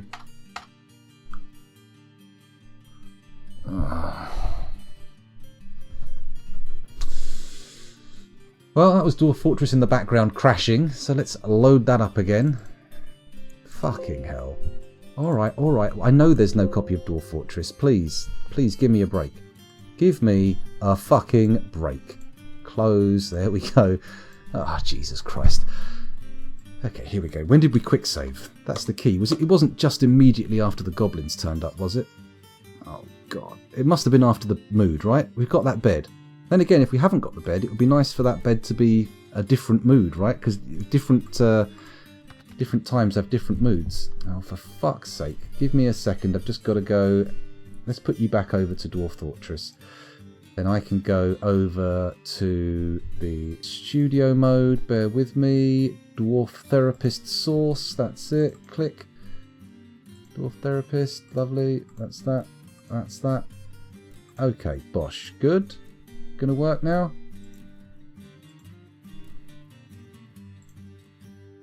There we go. I think we're good. Bosh. Bosh. It's all cool. It's all cool. Everybody calm down. Stop panicking. I don't know why you get so jittery. Here we go. Right, let's sort by has nickname. Has nickname. There we go. Bingo. And then we shall check who has a nickname. There are 32 currently. Dastot, he needs a proper memorialization because this guy saved the fortress from a forgotten beast single-handedly, walked off, supposedly never to return, and then came back in a migration wave. So this guy, Gal, is legendary. If you are Orchimedes, a Rain Dog 2, Adusir, Beardster, Bergendurf, Bowenblut, Buttermut Squash, Katzan, DG, Dragonman B, Druids Mead, Ariane, Elof Heater, Fuzzy Logic 0, Garnbergian, Guy Incognito, Ikatarak, JC Experience, Claycree, Corlinger, Meat Spike, Mr. Bazooka, NATO Chrisjum, Nunchaku Chaku, Ocelot, Plutonium Jesus Rando 303, Sanctum Spiritstone, Shazoo, Tidy, or Wirrus. You do not need a dwarf, so don't worry about it. If anyone else, especially Curly Fries, you do need one. So let me just close my eyes for a second and select at random. I close my eyes, I roll my mouse wheel, to select at random a dwarf for you. Here we go, we've got this one. He says, clicking with his eyes open, completely obviating the need to do the randomness. Profession, recruit. Oh my goodness, you're in the military. Okay, that's fine, you're getting in, this is it. Curly Fries. I'm not going to put the 06666 on the back just because I'm guessing it's a means by which to get yourself the name Curly Fries on Twitch. If I'm wrong, well, I apologise. Feel free to tell me and I will add those numbers provided they come in under the 16-character dwarf name limit. Exciting. Is there a new version? I'm on 04702. Druids Mead. This is... I forget. Ocelot will be able to tell you. If I go to About Dwarf's Fortress. No, this is 04702. So there we go. Same version. Same version. Tidy told you already. I don't know why I checked. Druids Mead says, I played about 20 hours on 2 047 worlds over the last week. Had 2 crashes on World Gen, but no crashes in-game yet. Trying to figure out why your game crashes so much. I have got an early unstable version of DF Hack, just in case you're wondering, and I haven't upgraded or anything. So that is probably more than anything what's causing it. So we'll see. We'll see. We shall see. That looks like... Tidy doesn't use DF Hack. Okay. That makes sense. If you're not getting crashes. Oh wait, no, it's Druids Mead who's not getting crashes. Never mind, let's go back to the fortress. There we go. And try and figure out what's happened. Not a lot by the look of it. The goblins are here. We're closed in. Oh look, there they are. Happy little lads. Should we set fire at will on these traps? Or these siege engines? Or should I not bother, I wonder? Hello, what's this? Oh, it's the same guy having another mood. Doomed, the Mason, currently in the midst of a... Oh, they've claimed the... Okay, they haven't... Oh, right, okay. Fair enough. Okay, the mood has come long ago, and now they're collecting their ingredients. Let's have a look at what they're grabbing. A bit of stone, by the look of it. They went to a nice close stockpile, which makes me happy. You know what? They got everything they needed last time. Let's assume that's going to be the case this time, and go down and look at the oily boys and see how they're doing. Do we send them out to attack the beast? Do we think that's a sensible move? Or is that a move of madness? The beast is quite far away. It's over here. I tell you what I'm going to do. I'm going to say, squad, oily boys, I want you to move. I want you to move over here. Stationed sort of round the corner from the Forgotten Beast, okay? Get in there. Hang out for a bit. See if it senses you. See if a pile of vomit has the olfactory wherewithal to sniff you out and come and find you. If it does, good. Fight it with your wrestling skills. If it doesn't, don't worry too much. Because we want really to get the jump on it. We don't... Oh, it's on the move. It's on the move. Where are you going? Where are you going, vomit boy? What you up to? You spotted something? Have you heard something that worries you? Are you expecting to be annihilated by my military? The fact that it stays in the water suggests it could be smarter than your average pile of vomit. This doesn't seem like a great place to be fighting either. I'm guessing that the dodging into those webs is going to be a serious detriment to their survival. Difficult.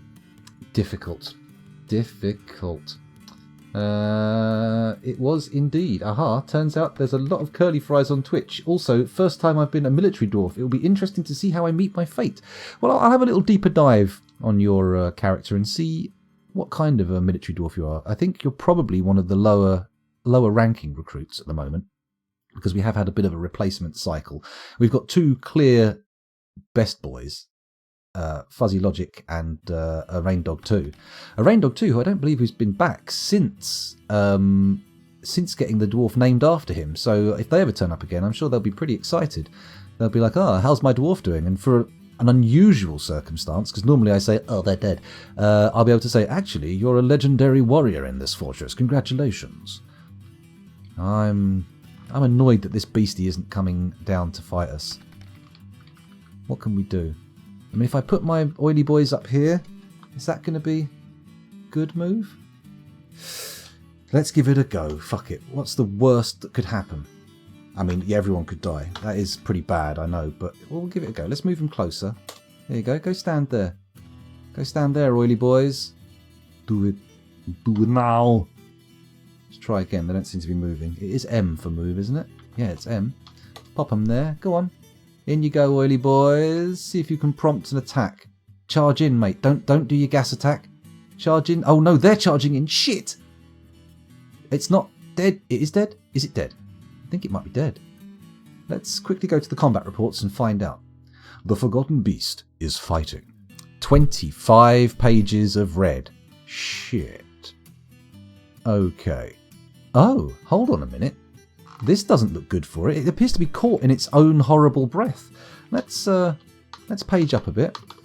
The Forgotten Beast grabs the naked mole dog. Okay, this is pre-oily boys coming in. Naked mole dog grabs the naked mole dog, pushes the naked mole dog. Naked mole dog. Naked mole dog. Got naked mole dog. Yep, naked mole dog. Naked mole dog. Naked mole dog. 22. Naked mole dog.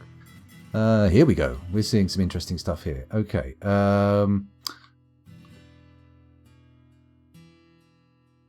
The Forgotten Beast strangles the naked mole dog's throat. The Forgotten Beast breathes a cloud of drool mind, the raunch of Callus's Forgotten Beast boiling extract. The Forgotten Beast is caught in a burst of drool mind, the raunch of the Callus's Forgotten Beast boiling extract. Oh god, this is a mouthful, isn't it? So it gets caught in its own boiling extract. Comes down to here, and the wrestler punches the Forgotten Beast in the left wing with his right hand, fracturing it. Interesting concept, fracturing a pile of vomit. I imagine under very low temperatures that would be possible, but high temperatures? I'm not sure. The Forgotten Beast misses the wrestler. The Forgotten Beast breathes a cloud of drool mind, the raunch of Callus's Forgotten Beast boiling extract. The Forgotten Beast is caught in a burst of drool mind, the raunch of Callus's Forgotten Beast boiling extract. The Forgotten Beast is caught in a burst blah blah blah. The Forgotten Beast pushes the wrestler in the right upper leg, bruising the fat through the grizzly bear leather trousers. The Forgotten Beast misses the wrestler, blah blah blah. Ooh, ow. The Forgotten Beast throws the wrestler by the left ear with the Forgotten Beast's left wing. Okay, I'm not seeing a lot of bad stuff for my wrestlers, to be honest. The wrestler scratches the forgotten beast in the body, fracturing it. Again, with the fracturing of vomit, seems an interesting concept. The elite wrestler scratches the forgotten beast in the body, fracturing it. Okay, good. The wrestler attacks the forgotten beast, but it jumps away. The wrestler punches the forgotten beast in the right wing with his left hand, fracturing it. The elite wrestler punches the forgotten beast in the body with his left hand, fracturing it. Okay, so this appears to be the beast missing but being caught in its own boiling extract. Nice. This is the penultimate page. What do we got here? The forgotten beast takes the wrestler down by the pigtail shoe with the forgotten beast's right wing, and then misses the wrestler, misses the wrestler, misses the wrestler. Caught in its own extract. The forgotten beast pushes the wrestler in the left upper arm and the injured part collapses. An artery has been opened by the attack. The force pulls the left shoulder, shattering the bone and shattering the bone. This is not good. A ligament has been torn and a tendon has been torn. The forgotten beast pushes the wrestler in the upper body, bruising the muscle and bruising the liver through the pigtail robes. The forgotten beast grabs the wrestler by the upper right back teeth with its right wing. Again, it's very common in Dwarf Fortress for people to be grabbed by the back teeth, which seems like surely you're going to have to come in via the cheek. It's got to be a penetration of the cheek to get a grab of the back teeth, right? Otherwise it's like really awkward. But you think it would mention the cheek being ripped open, right? I don't know. Let's see what's going on here. Wrestler upper right body in the teeth. The forgotten beast takes the wrestler down by the upper right back teeth with the forgotten beast's right wing. So it gets its wing in his gob and then pushes him down onto the floor. Seems unusual. The forgotten beast pushes the wrestler in the upper body, bruising the muscle and bruising the right lung through the pigtail robe. The wrestler is propelled away by the force of the blow. Okay, so he's getting a little bit of damage in. However, once again, he seems to be getting caught in his own boiling extract and not catching the wrestlers. Maybe they're smart enough to dive under the water to get away from the boiling extract? I wonder. Doesn't sound like a thing dwarves are. Smart enough to do anything, really. The forgotten beast charges at the recruit. The forgotten beast collides with the recruit. The recruit is knocked over backwards. The forgotten beast breathes a cloud of drool mind the raunch of Callus's forgotten beast boiling extract, and then is caught in their own. The forgotten beast pushes the recruit in the neck, but there is no force. More boiling extract. The forgotten beast pushes the recruit in the left upper arm, bruising the fat through the sheepwool robe. Pushes the recruit in the left lower arm, bruising the fat through the sheepwool robe. Blah, blah, blah. Caught in its own extract again. The forgotten beast takes the recruit down by the fourth toe left foot with the forgotten beast's right wing. The forgotten beast releases the grip of the forgotten beast's right wing on the recruit's fourth toe left foot. The forgotten beast misses the recruit. Okay. Is it dead, though? Let's have a look in the other screen. It's not dead. It's not dead, but it has taken some damage. So let's take a little look at it. Zed, where are you? Come on. There it is. It has obviously killed a few of our dwarves. Holy shit. They can't get to it because it's underwater, but it can still breathe its boiling extract. Ah. This is bad news. Who's this lad? Are you unwell? Who are you up here in the trees? Meat Spike? Not doing well. What's up with you, Meat Spike? Are you, wounded? Health. Let's look at his health. He's thirsty.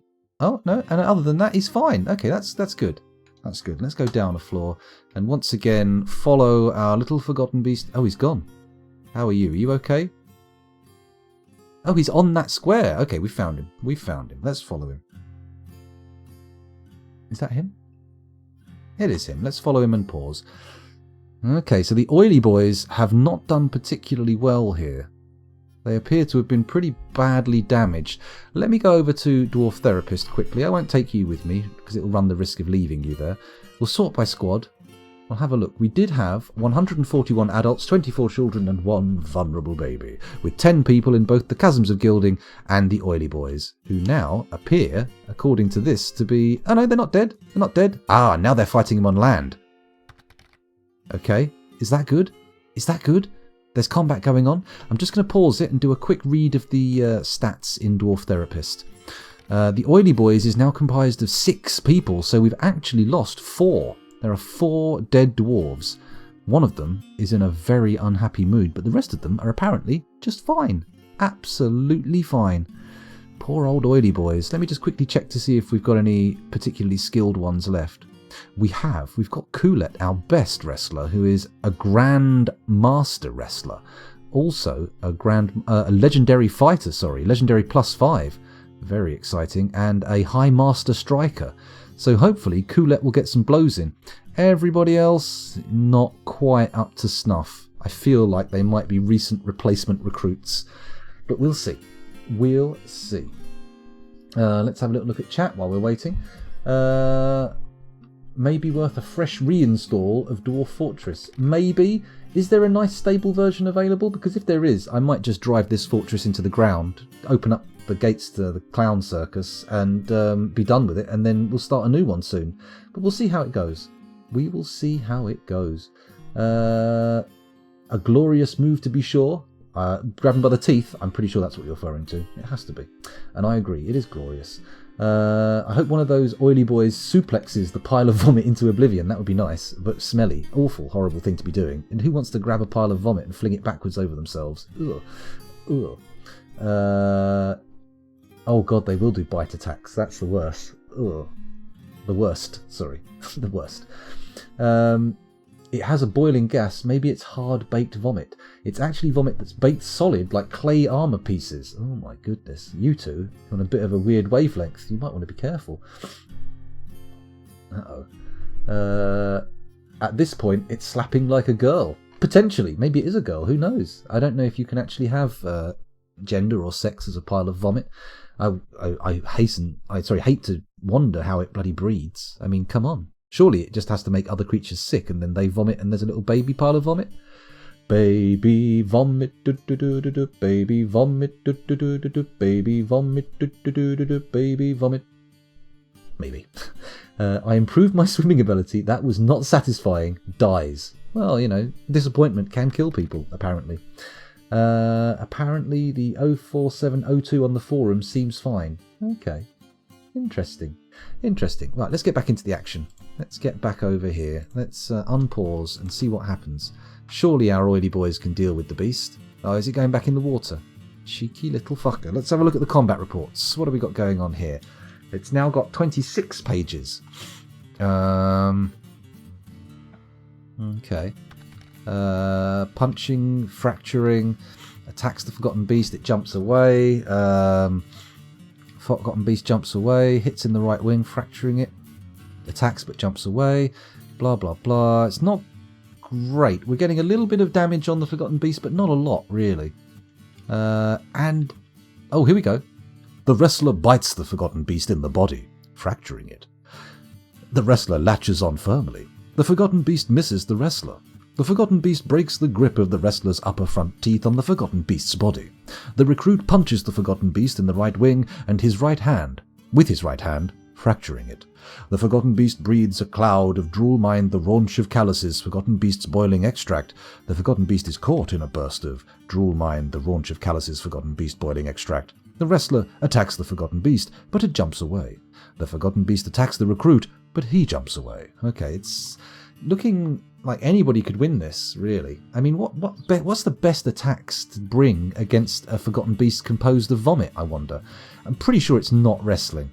I'm pretty sure wrestling is a substandard choice. Why would we want to look away from the combat? Hello? Excuse me? Oh, someone's begun their mysterious construction. Oh my god, that was a while ago, wasn't it? You know what? I'm going to go down to the combat. Oh look, one of the oily boys has managed to get back here. Okay. Why are you stationed here, Ushrir Tangle Figures? Tangle Figures? What a name for a wrestler. Incroyable. Okay, let's zoom to the Forgotten Beast quickly. Where is it? There it is. Lovely. And then, can I look at its wounds? Let's see how it's wounded. Oh, it's only got 3 body parts. Whoa, that's loud. That's the door. If you bear with me one moment, I have to go and answer that. I'll be back very shortly.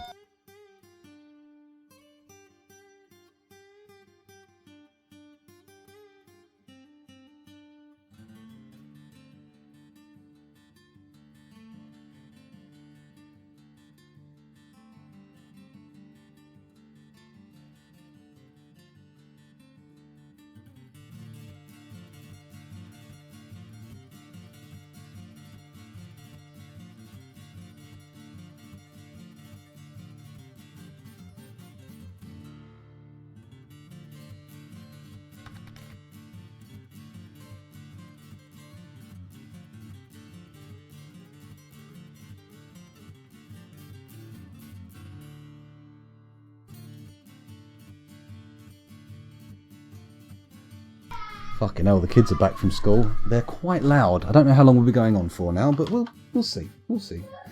We'll go on for a bit at least. Let me put the headphone back in. And now where were we? Let's close that door. I'm sure we'll be invaded pretty quickly in short order. Come on, close. There we go. Okay, so what did we learn? Oh, we'd learned that this monster composed of a pile of vomit basically only has 3 body parts. The body and its wings, which kind of makes sense, I suppose, right? Kind of makes sense. Excuse me, let's follow it. And hopefully watch the fucking thing die. Is anybody coming in to fight it? Is it too wounded to move? Is that a corpse? That's a corpse. I'm just going to check the oily boy's numbers again. Read. Come on, dwarf therapist, tell me. We've lost another one. We've only got 5 left. I'm going to go to the health... Uh-oh. That didn't look great. That looked very bad, in fact. Who's this boy? Hang on, who's this ultimate legend? Ah, that's Coolet. Now, he's a real fighter. He's an excellent fighter.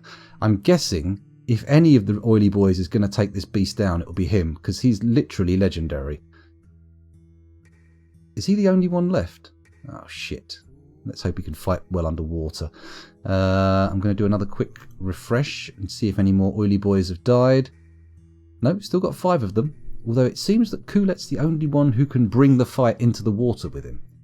Hopefully this is improving his... Why would I care about these people starving? I mean, one of them is part of the military, which could be a problem, but... Come on. Come on, game. How long can it take to kill a pile of vomit, right? Especially in water. I feel like you just need to agitate the water a bit and suddenly your vomit's dissipated, right? Let's look at these combat reports. Let's see what's going on here. The elite wrestler, Coolet. Let's have a little look. Forgotten Beast misses. I've improved my fighting. I'm very satisfying. It doesn't seem to be able to get in for any attacks, but the monster, the Forgotten Beast, doesn't seem to actually be making any contact. Oh, here we go. He has been charged and hit. But that's okay. It's not too bad. I'm going to quickly check his health again in Dwarf Therapist. Bear with me. Just make sure he's okay. Oh dear. Coolet does have some health effects. His ability to grasp is impaired.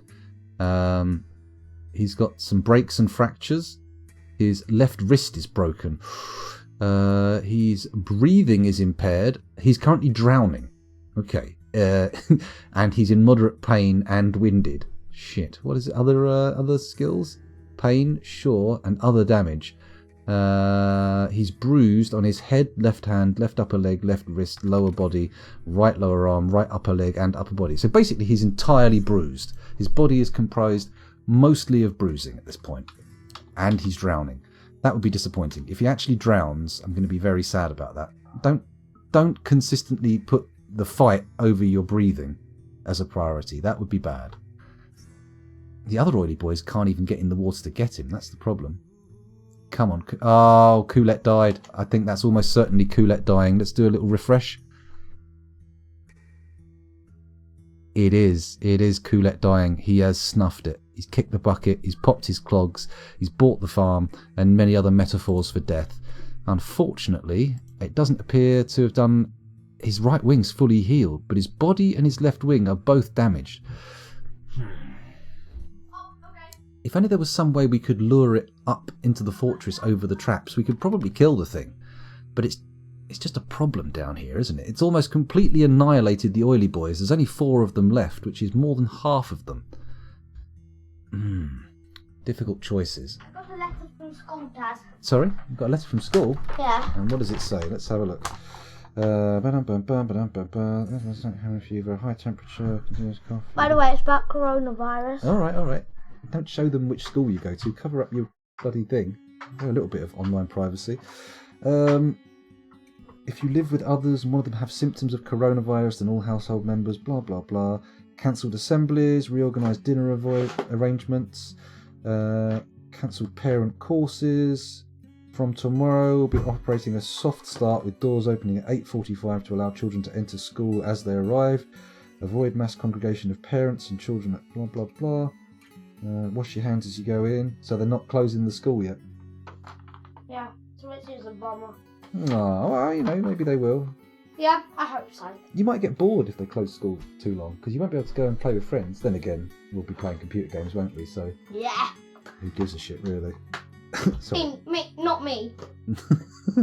Ah, well, exciting. Who would have thought that a plague could be so exciting? Right. Am I insane? I don't think so, no. I don't think you're insane. It's fun to have a little bit of time off school, I think. Yeah. Not too much, though. You get bored. Yeah. Right, here's the charger for that laptop if you want to take that downstairs.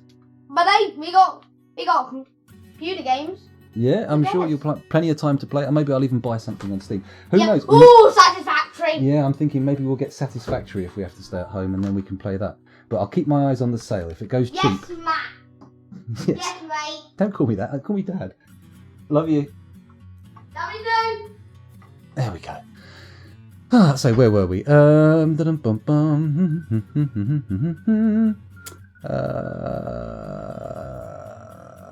Spears or axes? Probably a good idea. I mean, if we get the other guys in, they're not in their full adamantine armour yet, so I'm not sure if I want to send them down, but we'll see. We'll see. Curly Fries positing that when a vomit beast gets big enough, a little bit just falls off it and turns into a baby one. That kind of makes sense. He's moved the bloody camera, hasn't he? Little bastard. Because he heard his friends die. I mean, that probably would affect his mood, more than likely. Probably would upset the dwarf, hearing all of his friends get killed by a vomit monster. The smell must be repellent as well. Disgusting. Druid's Mead says there's no traffic on the roads, and I'm next to a main road. This is weird. It's nice. I might actually take this opportunity to visit a friend in London that I haven't seen for ages. If it's a ghost town and I can actually get some parking and won't have to deal with actual people, I may go around his house and sort of sit on the other side of the room from him. That'd be cool, wouldn't it? That'd be fun. I don't know where you are, but in Australia, from what I've experienced, there's not been that much care about the virus apart from the people trying to build a house out of toilet paper. I've actually got a friend, Chunky Nut, who's currently in Australia at the moment, and I wonder where he actually is. Maybe we could do a small world thing and one of you guys could go and shout boo at him. That might be interesting. Let's have a quick look. Yes, JC Experience, Dan. It's good job I didn't call him by his online name, then we would have doxed him. We would have done a combined pincer attack on his privacy. Pinching his privates, so to speak. Let me just ask, I'm just going to ask him where he is. I don't know what time it is in Australia at the moment. Where are you in Australia? Question mark. I have a couple of Aussies. Actually, let's just Australian people, because autocorrect puts that in quicker. Watching right now. There we go. Who knows? Maybe he'll respond. Maybe he'll respond. We'll see. Let's have a little look. His right wing is missing, not healed. Oh, okay. Well, that's nice, isn't it? That's nice. In the membrane. Insane in the membrane, probably. More than likely. Druid's Mead says, I'm in the UK, mate. You know, the one country that decided to do nothing. That's generally nothing, but they're doing a little bit now. Just a little bit. Just a touch. Hello, Super Chaser. Welcome back to the stream. Thanks for joining us again. And apologies for presenting you with Dwarf Fortress once more. Maybe later on this afternoon I'll do something a bit different. We'll see. I'm tempted to play something. I'm tempted to have a little browse on Steam and pick an unusual game that I haven't played. But we'll see. We'll see. Oh God, I've just opened Steam up. Go away. I can't see Dwarf Fortress. There we go. That's better. Let's go down chat a little bit further. They'll jump into the water and you'll lose the adamantine. That's probably a good point. Yeah, we don't want to do that. It's funny, I still have VIP, even though I haven't been watching a lot lately. Well, I'm not going to take it away, Super Chaser. I'm not going to take it away. You were an early viewer. You've got pedigree in this chat, and I think it's only fair that you get to keep your VIP. I've got VIPs left over, I think. I've gained some more since I ran out. Oh, thank you very much for the follow there. Happy lol unicorn. Welcome to the stream, and thanks for following. Also, thank you to CCXCZ, who followed 13 hours ago, which must have been last night. And there's Mr. Bazooka giving me 2 bits as well 13 hours ago. Very exciting. Very exciting. Urazune says, Chunky Nut. Yes, that's the name of the guy. It's the online name of the guy who's currently holidaying in Australia. Very exciting. Let me know when. I may pop over. Okay, we'll have a little disease party. We'll spread it out. We'll make sure that we all get it. We can all sit in different corners of the room, and his wife can sit in the fourth corner, and we'll be all like nice and distant. It'll be good. Curly Fries says 2:40 a.m. in Australia currently. I doubt he's awake though. And again, he might be awake. Notice how he doesn't offer to come and visit me. Oh, well, I mean, I didn't know you wanted me to. I mean, I can, but, you know, I haven't seen Dan for ages and ages and ages. And, you know, we've known each other since we were born, literally. So it seems like I should prioritise him for a visit, right? Should, really, you know. Druid Mead says Volcano better than Beast. I think so. I like Volcano Embarks very much. It's my favourite type of embark. Any tips for Dwarf Fortress? Well, Happy Lol Unicorn, I would say persevere. Start by getting your food situation sorted out. Focus on that, and once you've got food and a fortress that you can close off from the outside, get yourself some water supply in there, and once you've done that, you're kind of stable, and you can start thinking about the more exciting Dwarf Fortress stuff, the more weird shit. So like then you can start thinking about a military, that kind of thing. That's my general sort of trajectory of play. Chat will probably give you much more useful advice. I'm probably not the best person to get advice from. There is no try, says Druid's Mead. There is only fail. Oh my goodness. Well, you know, failing can be fun. It's good fun. Really go to church on this one. Read the Holy Scrolls, experiment, try, fail, and improve. I mean, reading does help, which is why I tend to struggle. I haven't done a lot of Dwarf Fortress reading. It's not like 20 years of knowing each other is that long. I've known Dan for 40 years, and since he went off to university, I must have seen him about 4 times. And that's in the last 20 years. I've definitely seen you more than I've seen Dan. So, you know, think on that. Think on that. Curly Fries says, is there any reason why I never see people start forts from the beginning of the world, like for year 1 to 50? I don't do it because I like to have a little bit of history established in the world, something for my dwarves to do carvings of and stuff like that. But there's nothing technically stopping people doing that, I don't think. There might be quite a lot of larger, more dangerous beasts knocking around in that time period as well. So it could be more dangerous, but I've never done it, so I couldn't guarantee that. 22 years, has it really been that long? Fucking hell. The Dwarf Fortress wiki is really good. Well, I'm probably exaggerating. 4 times is low, but it's something like that. It's probably less than 10. It's fewer than 10 times I've actually physically been in Dan's presence since he went to university. I visited him once while he was at uni, and then once in another house when he was working, and I have visited the current house he's in twice. And then I would have met up with him a couple of times when I was working up London to go for lunch or something. Maybe 3. So what we're talking about, 1, 2, 3, 4, 5, 6, 7, probably fewer than 10 times. Probably. More than likely. So, you know what I'm like, I'm a fucking hermit. You have to actually, like, people have to really push to get me to attend one of my favourite events, which is our D&D/Star Wars games. So, you know, even stuff I enjoy, I'm difficult to motivate to go to. I'm an early starter, Curly Fries. I just can't be asked waiting for the world to play through. Play through? Oh, I see. You're an early starter in Dwarf Fortress. I thought you meant you got up early in the morning, Tidy. It's silliness. Also, I like mega beasts, and they're more prevalent at the start of the world. Okay. The Age of Myth, says Druid's Mead, is where the proper beasts, dragons, etc. are still alive. They tend to die before year 50, so it's cool to start early. Oh, okay, so if you want dragons, start before year 50. I didn't know that. Maybe I'll do that next time. Shouldn't make the next fort an attempt to capture and train dragons? Could do. Could be good. The time you worked in London, I still remember those. I really enjoyed your outside walking videos. Yeah, no, I should do that. I mean, that's the last time I worked in London. I've worked in London on many occasions. So, but yeah, I do remember that. That was when I worked for, what was the company called? Fuck, I can't even remember what they're called now. Robert McAlpine. They're the company currently doing the refurbishment of Big Ben, or the Elizabeth Tower as it's correctly known, because the bell inside is Big Ben and the tower is the Elizabeth Tower.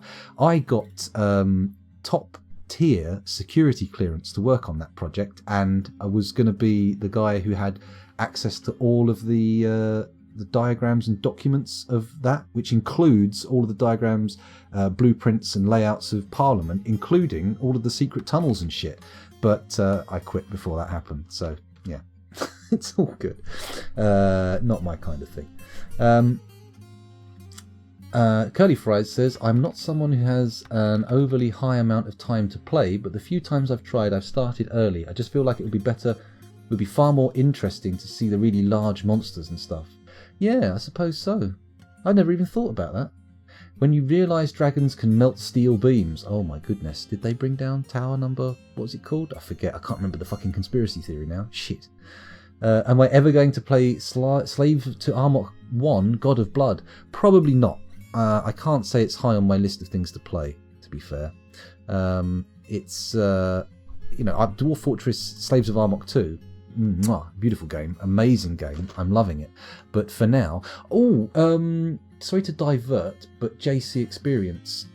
Me and Chunky Nut both purchased a game called Barrow Trauma, which has a lot of Space Station 13 DNA in it. You might want to look into that, because it's... we're going to try and play it at some point, but it looks like it's one that requires a bit of learning on it. So if you're interested, take a look. It's good. And we've both got it already, but it's probably going to go on sale soon. Probably will. We'll see. Sold. Yes, it's like a side-on version, and you're in submarines rather than a space station. Might stream it, might not bother, might just play it for funsies, but we'll see. Anyway, let's get back into Dwarf Fortress.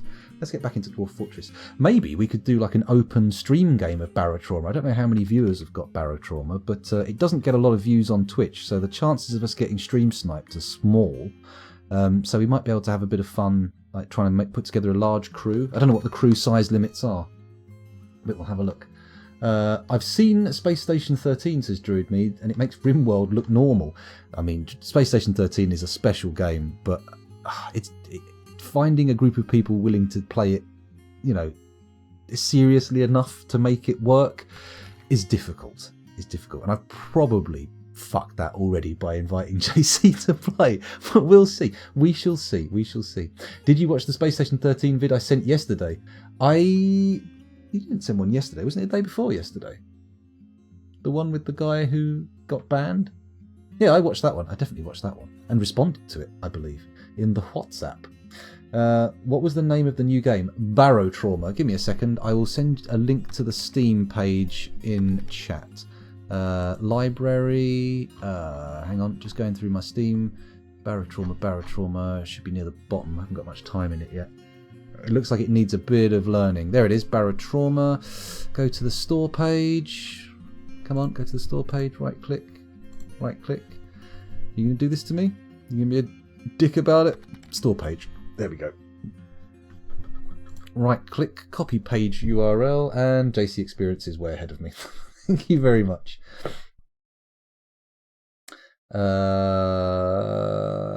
Isn't it a bit like role-playing? Not seen much long streams of it. It's kind of role-play-ish-y, I think. You could play it that way. I think just getting the ship to work is interesting. I mean, to be honest, and this is a very divisive game again. I know I already said that I'm looking forward to Death Stranding, but I really enjoy, and the game I most often play with Chunky Nut, and in fact JC as well, is Sea of Thieves. I think me and Chunky Nut enjoy it most out of everybody, but fucking love that game. Just the way you have to operate the ships and stuff like that. I think Barrow Trauma is a much more convoluted, abstracted version of that, so it looks very interesting. Chunky Nut is just as bad as you, but he can be, if you get him in the right mood, if you push him in the right direction, he'll do everything without the nonsense. But as soon as he gets bored, he will just do the nonsense. Whereas you revel in it. You're like, you're very monstrous. You're a terrible monster. But you can occasionally be reined in, which is why I suggested barotrauma. Maybe we'll all have to work together to survive, or maybe we'll all die. We'll see. We'll see. Anyway, let's get back into the game. Let's put my other headphone in and let's unpause. So at least its right wing's gone. Presumably that means it can't fly anymore. So if we're lucky, the naked mole dogs will be able to kill it. If we're lucky. Maybe I should put together a squad, a special squad, to fight it. I'm just going to go over to the Forgotten Beast and follow it a bit. There it is. Z. F. There we go. What's it doing? Is it just swimming through the water? Or is it trying to find its way back up to our fortress now? Is it so wounded that it seeks revenge? That's what I'd like to know. It's nice that it's come onto dry land. I feel like we could probably kill it there, but it's only going to run back to the water, isn't it? And whoever said you're going to lose all your adamantine armour in the water is probably correct, right? Oh, there's another one of our wrestlers. There's a couple of them. Get in there. He's wounded. Take him out. Take him down. Are you already dead? Oh, fuck, they're already dead. Okay, do a quick refresh in Dwarf Therapist just to see who's still alive. Anybody? Oh, we've got a wrestler. We've got a wrestler in there. He's doing stuff. There's only 2 of them remaining alive. Sorry, no, 3 of them remaining alive. The oily boys still exist, but they are in a very parlous state. The combat does seem to be... Doomed, this is not the time, but we're going to look anyway. Doomed Olinzeg the Mason has created Uzaltam, a Gabbro statue of goblins. She claims it as a family heirloom. Interesting. Let's take a little look at this family heirloom. Show me it. Show me your heirloom. Oily Tick. It's the same name. Oily Tick was the name of the bed, wasn't it? Interesting. This is worth considerably more. Well, I say considerably more. It's worth a bit more. 11 grand as opposed to 9 grand. Let's have a peek. This is a Gabbro statue of goblins. All craftsdwarfship is of the highest quality. The item is a masterfully designed image of goblins and elves in Gabbro by Doomed Olinzeg. The goblins... Let's zoom out again. The goblins are fighting with the elves. Good. The artwork relates to the attack by the Ghoul of Bottoms on the considerate Zephyr in the Forest of Clubs in the mid-spring of one during Exos Socks, the Clash of Whips. It is encrusted with round orthoclase cabochons, decorated with blue peafowl bone and encircled with bands of sheep wool and sandpear wood. This object is adorned with hanging rings of apricot wood. On the item is an image of the remarkable weaver, the steel warhammer in Gabbro. On the item is an image of Minddrank, the obsidian ring in sandpear wood. Okay, it's not terrible, but not that great, but I like the fact that the goblins are attacking the elves. Elves are shit, they should die. And I like the fact that they're called the Ghoul of Bottoms, because that's an intriguing name. Yep, no priceless bed tidy. I mean, yes, it did have a price. It was just a legendary bed. It wasn't even a particularly expensive one. Right, let's go down and check the Forgotten Beast again. Where are you? There you are. Bosh, Z for zoom, F for follow, and then space to resume. Let's hope that these lads can get in and kill it. There's still 2 of them. It's on the... I think they've done it. I think they've done it. Let's see. Go to others. I don't see it there. I don't see it there. He's done it. They've done it. I mean, it only took most of that military unit to be destroyed to finish it off, but we got there in the end. How many survive? 3 of them. Tun, Erith and Ushrir. They're all a little bit worse for wear, but none of them have died, which is the key element here. I don't think we're going to want to butcher this, are we? Although somebody has already put a task in, which probably means they're going to go and grab it and try and butcher it and use it for some sort of food stuff, which doesn't make me feel good. It doesn't make me feel good. Let's go down and start... I'm guessing we're not going to be able to retrieve those bodies in the water. So I'm going to come in here and I'm going to add a few memorial slabs. Let the bodies hit the water, let the bodies hit the water, as they say in that song. Or rather, they don't, because I'm just making up lyrics now. Oh, curly fries. It looks like you died. That's a little bit disappointing. For you, but not for me. I believed in you, and I'd never be disappointed in you, curly fries. Never. Never. I'm perfectly happy with how you performed. I mean, ideally you'd still be alive, but there's no shame in death. There's no shame in death. In fact, according to the most popular depiction of dwarven culture that I'm aware of, there's more shame in not dying than there is in dying. And you're going to have to, if you survive, you're going to have to dye your hair ginger and get a mohawk. And then you're not allowed to wear any more armour. You've got to run around trying to kill big things, basically naked. Which is essentially what the oily boys were doing in the first place. So, I mean, not much change for those of you. Not much. 12.05 for me. Huh? For the... Oh, is that barotrauma? Okay. I don't know how much I paid for it. I suspect it was under a tenner, to be honest. But that's a pretty good price for it. It is still in early access, but it has recently had an update which has made it a lot less clunky, so to speak. Please be killed with suplex. That's a good point. Let's check. Let's check to see how the Forgotten Beast died. The wrestler punches the Forgotten Beast in the body with her right hand, fracturing it. The captain of the guard punches the Forgotten Beast in the body with his right hand, fracturing it. So basically, it just got its body fractured to bits, right? Yum. Dried, clay-like vomit being fractured. Oh, lovely. What a delight. What a bloody delight. I'm not seeing a lot of strand extraction going on here. How many strands have we made in the time of this incursion? Let's have a little look. Adaman. Battle axe, yes. Breastplates, yes. Helm, left gauntlet, mail shirt, right gauntlet, short sword, strands, 2, 10 wafers, and another wafer in a job. Okay, it's not great, but we should have enough now for that mail shirt I was thinking of making. Should we do that? Add armor, bosh, adamantine, bosh, mail shirt. Lovely. And now that I've done that and we destroyed the beast, I'm going to do a quick save. There we go. There we go. Never again will we have to go through the horror of fighting animate vomit. Well, I say never again. Not that particular pile again. Okay, that's what's going to happen. Commission 2 statues, one of the beast, one of the slayer. Oh, druid's meat, that's not a bad idea. Does the dwarf who got the killing blow get a special mention in the Legends mode stuff for killing it? I'm not sure, Curly Fries. I've got no idea, in fact. I'm not familiar with Legends mode. I've never really dabbled. Let's say JMQ. Oh, actually, let's do it properly by selecting the game first. Oh, hello, I've got a message. Oh, there we go. There we go. It's it looks like the JC Experience purchased barotrauma and is telling Chunky Nut. Very exciting stuff. Let's go to what was I doing? J. That's K. JMQ. Type in statue. There we go. And I think we should make the statue out of copper. We've got so much copper. We could make a steel statue. That could be good. Or do we make it a rock one? We could make a glass statue. That would be quite interesting. Don't really have anyone with particularly great skills, do we? It might make more sense to make it out of stone. I think we'll make it out of stone for now. Rock statue. There we go.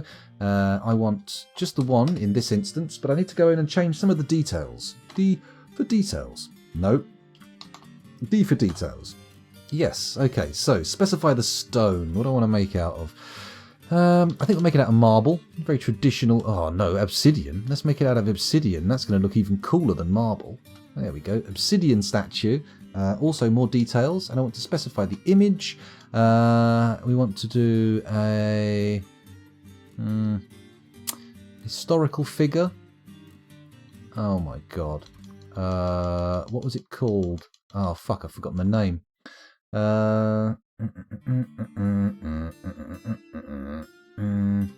Anyone remember what its name was off the top of their head so I don't have to escape out of here?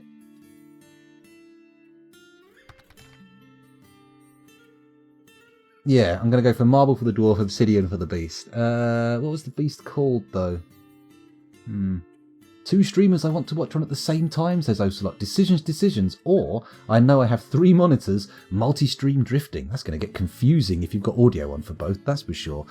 Although, you know, you could go and watch the other streamer. That's not an issue. I'm not going to complain if you want to go and watch something else. That's not the end of the world. It's all right, it's fine.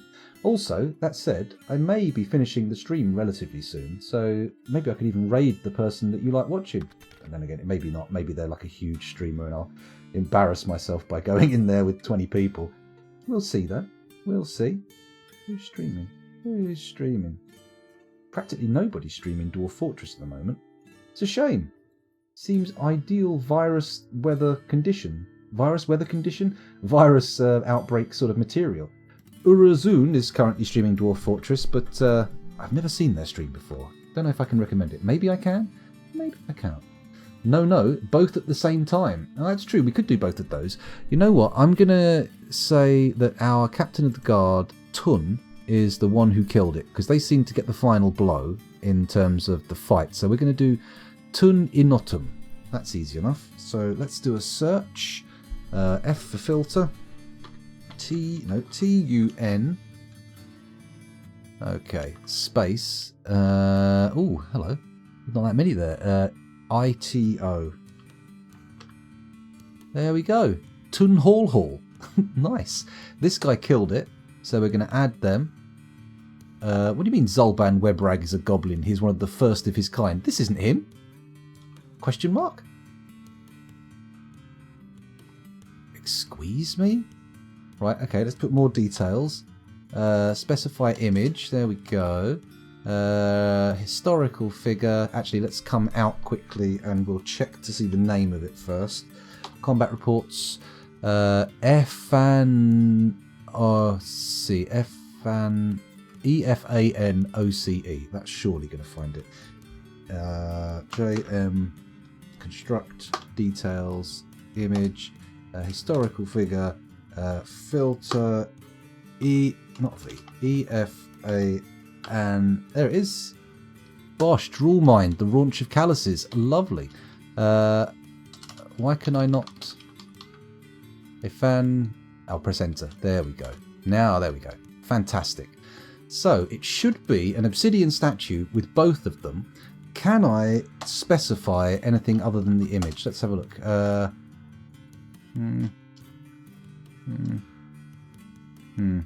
Okay, we'll see what happens. We'll let it get made, and then we'll figure out what it's all about. There we go. If it turns out to be an actual statue of one of them, then we'll make the other. And if it turns out to be both of them, hopefully, they will make it a statue of the killing of that forgotten beast. That would be ideal. And we can put that somewhere nice and busy so people can walk past it all the time and revel in the joy of the fact that we've killed a forgotten beast in this fortress with nothing but a naked squad. Well, I say a naked squad. They wear steel helms, so they're not entirely naked, but they are well-oiled wrestlers. They are well-oiled wrestlers.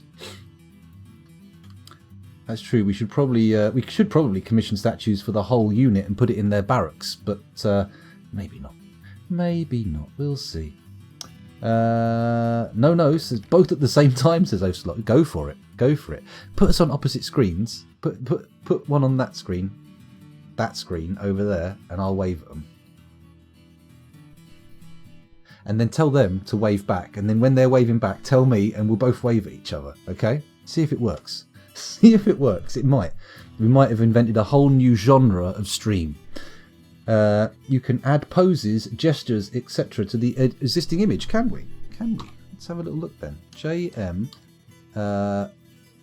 Oh, you've already made the statue. Holy shit, that was quick. Where in the fucky duck have they made that? This is the statue stockpile. Presumably this is the one. Let's have a look. It's only worth 155. Bit disappointing. No. Just a dwarf. Very generic. Very dull. Maybe it's inside one of the stonemason's workshop. That makes sense. Nope. Bit of diorite in there. There we go. Ah, here we go. Obsidian statue of Drool Mind. Let's have a little look and see what it looks like. It's our first attempt. It's worth 900. Not bad. Not bad for a vanilla statue. This is a masterful obsidian statue of Drool Mind, the Raunch of Calluses, created by Attis Ubun. The item is a masterfully designed image of Drool Mind, the Raunch of Calluses, the Forgotten Beast, and a beak dog in obsidian. by artist blah blah.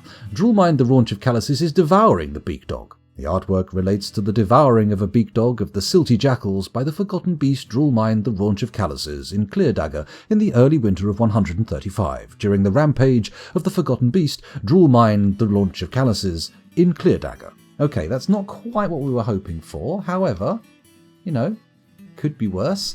I'm going to quickly go and check what our current... hang on. Sort by nothing. Sort by nothing. I'm in Dwarf Therapist. I'll tell you what, I'll take you over in Dwarf Therapist. We'll do a quick save as well. Why not? We've had a few crashes. It makes sense to do quick saves while we're over in Dwarf Therapist. So let's go over there. Let's take a little look and see who our best Mason is. Oh, look at that. We've got lovely Legendary Mason. Very nice. In that case, what I'm going to do is I'm going to come over to this workshop here. Uh-oh. Uh-oh. Uh-oh. Hold on.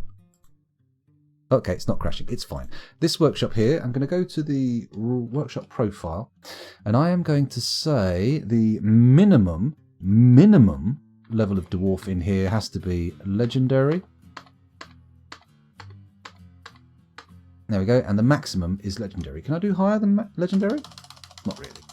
Okay, and so we come out of here, and in this workshop, I'm going to add an order for a statue. Is that how it works? Oh, hang on a minute. Is it a Craftsdwarf workshop? Bollocks. Let's get rid of that then and go over to this workshop here. What orders have we got in here? Oh no, memorial slabs. No one. This one here. This can be our legendary workshop. So let's do that. Brilliant. Legendary. Fantastic. And in there, which will add a task to make a statue. No, that's decorate using shell. Where is it? Statue, statue, statue. Does it have to be a rock thing? G. Huh.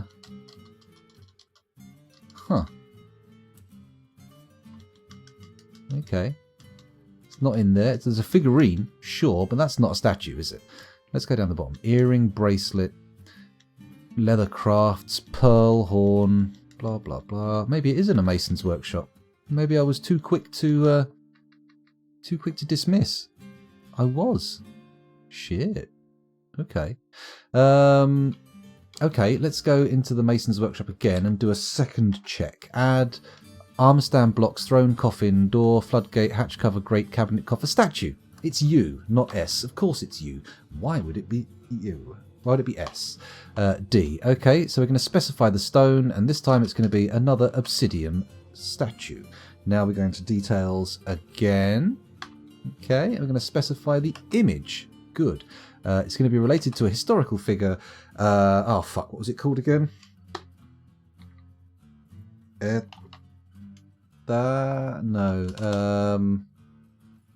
Shit, I can't remember the name of it.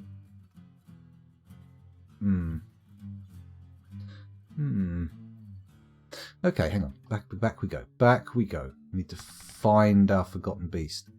So, Efan. Oh, curly fries. I'm going to go with that then. D for deets. D for deets. Image. Historical figure. Filter. F. EFAN. There we go. Droolmind. Fantastic. Lovely. So, there's that. Then we go straight in. Escape. More details. More details. And then we go specify image. Yes. Okay. And then existing image. Is that the one that's already on there? Or... Ah, no. These are different things. Okay. Back again. This artwork is a superiorly designed image of a nightmare. The image is the symbol of the waxy channels, a dwarven civilization. Nice. A nightmare, presumably like a concept of nightmares rather than a horse? Maybe? I'm not sure. Hello, Stennet. Welcome back to the stream. Thanks for joining us again. Good to see you. As you can see, we're playing some Dwarf Fortress, currently attempting to make a statue to commemorate the death of a forgotten beast at the hands of our oily boys. But I'm not seeing... Specify a new image. Let's go try that. Specify a new image. Okay. Yes. Okay. So what I need to do is... Right, let's start again. Let's come into here. We'll cancel this statue. Add a new task. Make a statue. Details. Specify stone. Obsidian, please. There we go. And then specify details again. Image. Specify a new image. Creature. And then it was what? Efan? That was it. F-E-F-A-N. Apparently it's not a creature. It's a historical figure. There we go. F-E-F-A-N. There it is. There's our lovely forgotten beast. And then we need another historical figure who is going to be Donk. Who was it again? Got to sort in... oh crap. Got to go into Dwarf Therapist and sort it by squad. Squad, there we go. And it's going to be Itonaton, whatever his name is. So F, that's a G. That's the wrong key. T-U-N space. There we go. And the surname is I-T. That's I-R. I-T. There we go. Hall. I remember. There we go. So then we need to come down and say action or relationship. X is being mutilated by, tortured, burned, contemplating cooking. X is dead. We could say the forgotten beast is dead, and the hero is doing what? Praying, raising, screaming, smeared into a spiral, speaking with, striking a menacing pose, striking a triumphant pose. Let's do that. So we'll say X is striking, Hall is striking a triumphant pose, and then we can say that X is dead, which will be draw mine the raunch of calluses. Nice. Okay, that's good. Do we have anything else? Can we put anything in there? I think we've got a good enough thing there, right? It's nice. It's lovely. It's just what we need. The seizure of iron is an image of Droolmind, the raunch of calluses, the forgotten beast, and Hall Hale, the dwarf. Hall Hale is striking a triumphant pose. Droolmind, the raunch of calluses, is dead. It's good. It's very good. Do we change the name of it? The seizure of iron doesn't seem very cool, does it? What do we call it? Do a random? Let's do a random. The shower of crystals, the geared salves, the boat of winter, the defied ceiling, the virginal whip, the armoured nuts. I like the armoured nuts, but I don't think it's appropriate because his nuts weren't armoured. The only armour he had on was a helm.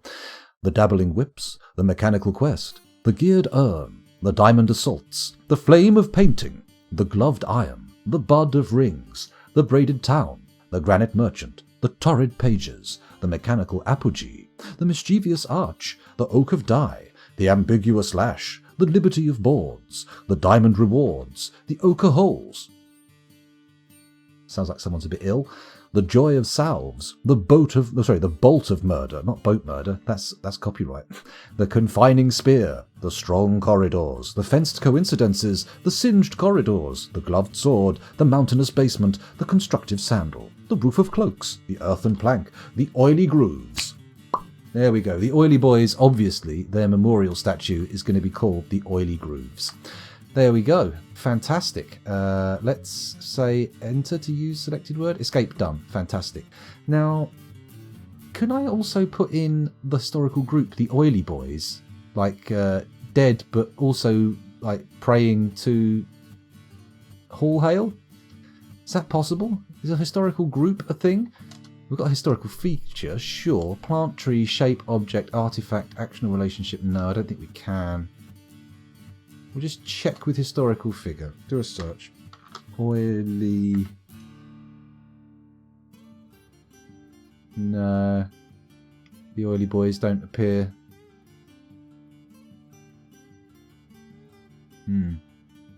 Song Hate Hollow, the oily stroke of fright. Okay. Sure. Whatever. Okay, there we go.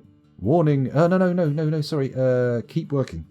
B. There we go. And then, what do we do to save? Y. Y is done. There we go. Let's get that statue made. That'd be a lovely memorial to our little lads. And resume. There we go.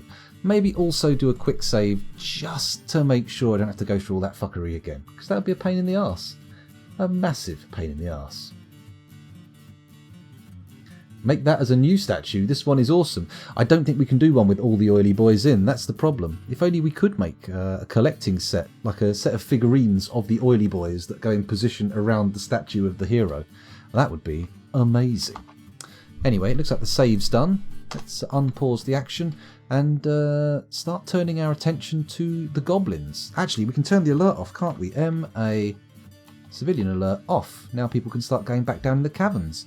Won't that be nice? Also, we need to free the oily boys from their current activities. Oh, that's it, isn't it? There we go. Brilliant. There's only 3 of them as well. We're going to need to recruit some noobs in there. Some noob men with oily boob men. Noob men? Oily boob men? That doesn't work. That's not what I was going for. We also need a second proper armoured military squad, don't we? Because just having one set of melee fighters is going to be a bit counterproductive, especially if they start taking heavy losses. So, with that in mind, do we begin the creation of a new military over here? We actually have the military set up. We just need to put people in it. I'll tell you what we're going to do is we're going to allow the adamantine extraction process to continue. I'm going to leave it on the screen here as best I can. There we go, and we're going to go over to Dwarf Therapist and look into our military situation. How's it going? How is it going? So we've got the Chasms of Gilding. Hang on. There we go. We've got the Chasms of Gilding with 10 members looking pretty good. Of course, we've got Fuzzy Logic there, almost at the highest level of military expertise. We've also got...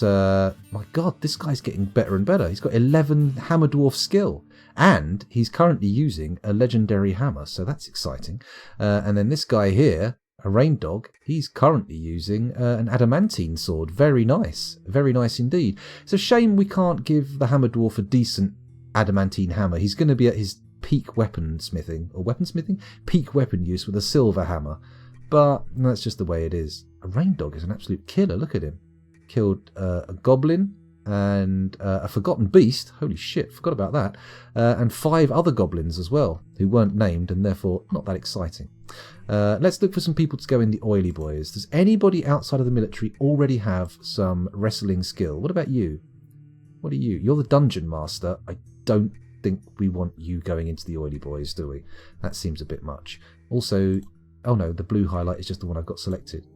This one has 1 level of wrestling, but he also has 5 levels of axe dwarf, so I feel like he would better be used elsewhere. Bergendorf? Oh, I thought you were already in the military. Oh no, that version of you died, didn't they? Haven't exactly got wrestling skill, but you've dabbled at least. You've had a little go. At least you have some notion of the concept of kayfabe. Should we put you in the new wrestling? Should we put you in the oily boys, Bergendorf? His second tour of duty in the military, in a more dangerous unit, no doubt. But still, you know what, Bergendorf? I'm doing it. You're going in. You're going in. Assigned to squad, the oily boys. There we go. And commit. There we go. We've got 4 oily boys. We need 6 more to bring them up to snuff. Maybe we should look at their strength. Who are our strongest dwarves? Ficod. What do you do in your day-to-day? You're a glazer. Okay, I mean, sure, we could have you doing that. Or we could put you in the oily boys and put that strength to work. Here we go. Assigned to squad, the oily boys. We've got 5 oily boys. Good. Back to the military screen. What do we do now? What's the next strongest person? It's Erith. But Erith, I believe, is a child and therefore freakishly strong for their age. Holy shit. The strongest non-drafted dwarf in the fortress is a child, a literal child. And then next, it's our dungeon master. Why so strong, dungeon master? Surely all of your experience revolves around giving cryptic clues to teenagers trapped in fantasy worlds that they weren't born to. Or maybe that's just me being an assumative person. An assumative person? Making assumptions. He is a crutch walker, a legendary crutch walker, but still a crutch walker. You know what? That's not going to stop me. You're going in the oily boys. You're going in. There you go. Lovely. And commit. Fantastic. That is 6 oily boys? Yes, 6 oily boys. Another strong one. How about Fath? What do you do in your day-to-day, Fath? Are you a child? You're not a child. You're a clothier? Not anymore. Not anymore. Not unless you're keen to start working in spandex. We've got 7 oily boys. Who's next? Tekid, what do you do? You're a cook. You know what? Beardster is a superior cook. So, you know what? You're going to do that in your time off, but you're not doing it right now. Assigned to squad, the oily boys. Bosh. We've got 8 in there. We need 2 more oily boys. Who else have we got available? Is it still good wrestling? Katzan. What do you do, Katzan? You're strong, but you're also not very agile. In fact, you're pretty fucking clumsy when it comes down to it. We'll see. Let's have a little look. Labours, what do you do in your day-to-day? Are you worth... oh, you're a child. Useless. Rovod, a miner. You're not going in a wrestling squad. If anything, we're going to make a squad of miners with adamantine picks and send them off into their own set of training, which is going to involve a lot of digging. Nomal Lukadukadum, what's your deal militarily? Oh, he's got some skills. He's got discipline. He's got dodging. He's got fighting and kicking. Also a little bit of armour user. You know what? With 82 strength, you're going into the military. There you go, Nomal. Assigned to squad, the oily boys. Bosh. Commit.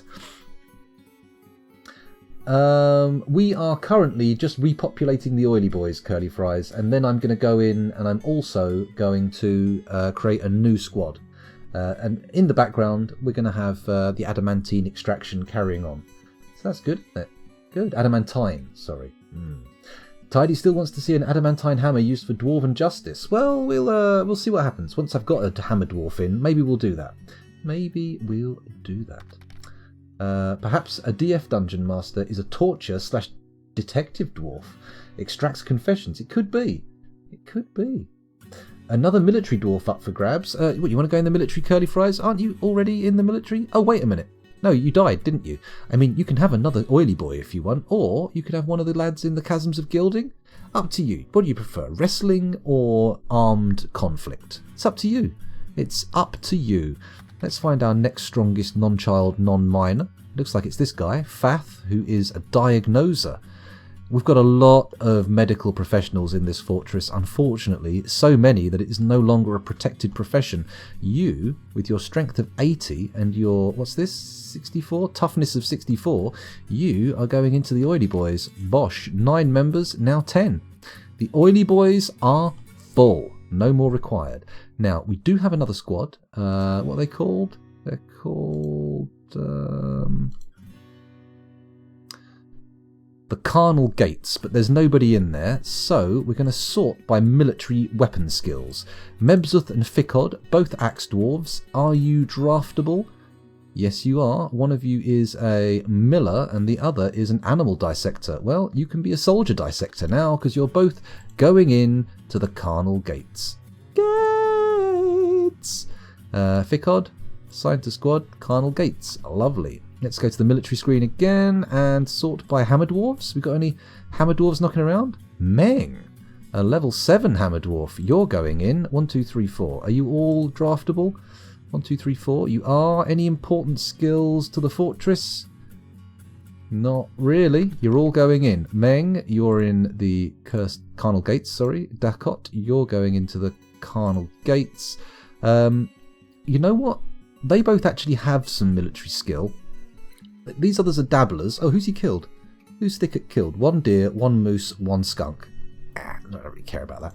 Any knife users? No. Any lashers? No. Any mace dwarfs? Yes, with level 6 skill. Minkot, let's have a quick look at you. What do you do every day in the fortress? You're a miner. Oh, no miner. I'm afraid not. You're going in a different group if we make one at all. Who else have we got? What's that? Pikeman? No. Swords dwarf. We've got one. That's a spear dwarf. Okay, I clicked on spear dwarf. That's fine. You can go in Toulon, unless of course you're in a protected profession. Bone doctor. Sorry. Nope. Nope. You're going into the Carnal Gates. There's 5 of them. Lovely. After the military screen again. Who have we got now? Swords dwarves. Any good ones? We've got a couple. Let's pop them in. Zassit and Kib. Let's have a check on their regular labours. Cheesemaker, blacksmith. I think you're only a blacksmith from having watched demonstrations, to be honest. Otherwise, you're nothing. Let's assign to squad the Carnal Gates, and also Zassit assign to squad the Carnal Gates, which now should have 7 members, which means 3 more, and we're all good. So back to the military. Let's put those hammer dwarves that didn't quite make the grade first time round. Although I'm just going to scroll down quickly. Why is Minkot not in there? Why didn't we put Minkot the talented maceman in? Oh, he's a miner, that's why, yeah. Okay. So these 2 should do the job. Thicket assigned to squad the Carnal Gates, and Ikatak. Yes, Ikatarek. They turned up last night, didn't they? Could be in chat right now for all I know. Commit the change. Bosh. We've now got 3 squads of... Oh, the Carnal Gates has only got 9 in. Ah, we're going to have to pick someone who's not technically a weapon-trained person. Let's see who's our best fighter who's not yet in the military. Of course it's Minkot, but it could also be Claycree. Oh! Imush, what do you do? Oh, you're the dungeon master. So Claycree is the best fighter? No, you're the best... Yeah, kicker and fighter. Okay. Well, Claycree, unless you're doing something really important in the day-to-day... Oh, you're a miner. Shit. Okay, we can't have them. Who's next? Udib, let me guess. Miner? No. A herbalist? Okay, you're going in. Sorry, Udib. No time to fuck around. You're going into the Carnal Gates. Commit. Fantastic. So now we have 3 military squads. Very exciting. Let's go back to the fortress and set up their barracks. After having a little look at our stock of adamantine. Stocks. There we go. Adama. Battle axes, breastplates, helm, gauntlet, mail shirt, right gauntlet, short sword, adamantine wafers, raw adamantine. Oh, we've only got wafers now. We've got no more thread. Interesting. Why is that under a melt order? That should not be being melted. The adamantine short sword should be in the equipment of... What's his name? A Rain Dog 2. M. E. Chasms of Gilding. Rain Dog 2. Adamantine armor. Adamantine helm. Metal legwear. Metal handwear. Adamantine left gauntlet. Let's get rid of metal handwear. Adamantine left and right gauntlets. Metal footwear. Metal shield buckler. Adamantine short sword. He should be using it already. It's in his equipment. Maybe he couldn't get it because of the melt order. Who knows? Who knows? Apparently dungeon masters are for training exotic beasts. I thought you said erotic beasts there for a second. Got a bit confused. Not useful skill. Okay. Could you quickly draft the oily boys so they grab armor? Okay, that's a good idea. Can anything actually be set to be decorated with wool? I think you can. Oh, Curly Fries wants to be in the armoured squad. That's fine. Armed and armoured, that's not a problem. We'll get you in there. I'll change your name in a second. Let's just draft everybody. That's not the correct button. S, A, B, C. I'm going to move everybody to the room with all the shit in, because I can. They should all turn up, and then we can remove them. Have we got weapons for them all? I don't think we have we? But for now, they can just grab what they want. We'll let them train up generically for a bit, maybe develop a bit of wrestling skill. And then once we've got all the chasms of gilding armed and armoured, then we'll work on getting the other lads done. Right now, I'm going to pop straight over to Dwarf Therapist without taking you guys. Do a quick refresh. And then I'm going to pick an unnamed character from the chasms of gilding. And I am going to give them... I'll tell you what, you're going to be the leader. Okay, Curly Fries? You're the leader. Curly Fries. There we go. Commit. You are now actually wielding a steel battle hammer with some skill. In fact, you're not far off getting your own set of adamantine armour as well. Adamantine, sorry. You're currently a great hammerman. 4 levels off being a legendary hammerman. Which is good, isn't it? It's very exciting. What's this petition all about? Tell me more. The Guild of Diamonds has many members in Cryptbeards and now requires a guild hall. The location must be built and furnished with the hall designated for a blacksmith's guild. Do you approve this request? I mean, the Guild of Diamonds should already be suitable for this room, right? Oh, did this not get done? Hang on. We never even put the room in here. Okay, so the blacksmith's guild can go in here, as it did before. Enter. Meeting hall, assign location, something diamond, wasn't the bronze diamond, was it? Let's add a location, graph/guild hall, go down to blacksmith's hall, the Guild of Diamonds, bosh, in it goes, the Board of Iron. Very exciting. Let's do a quick save just to make sure we don't have to do that again. There we go.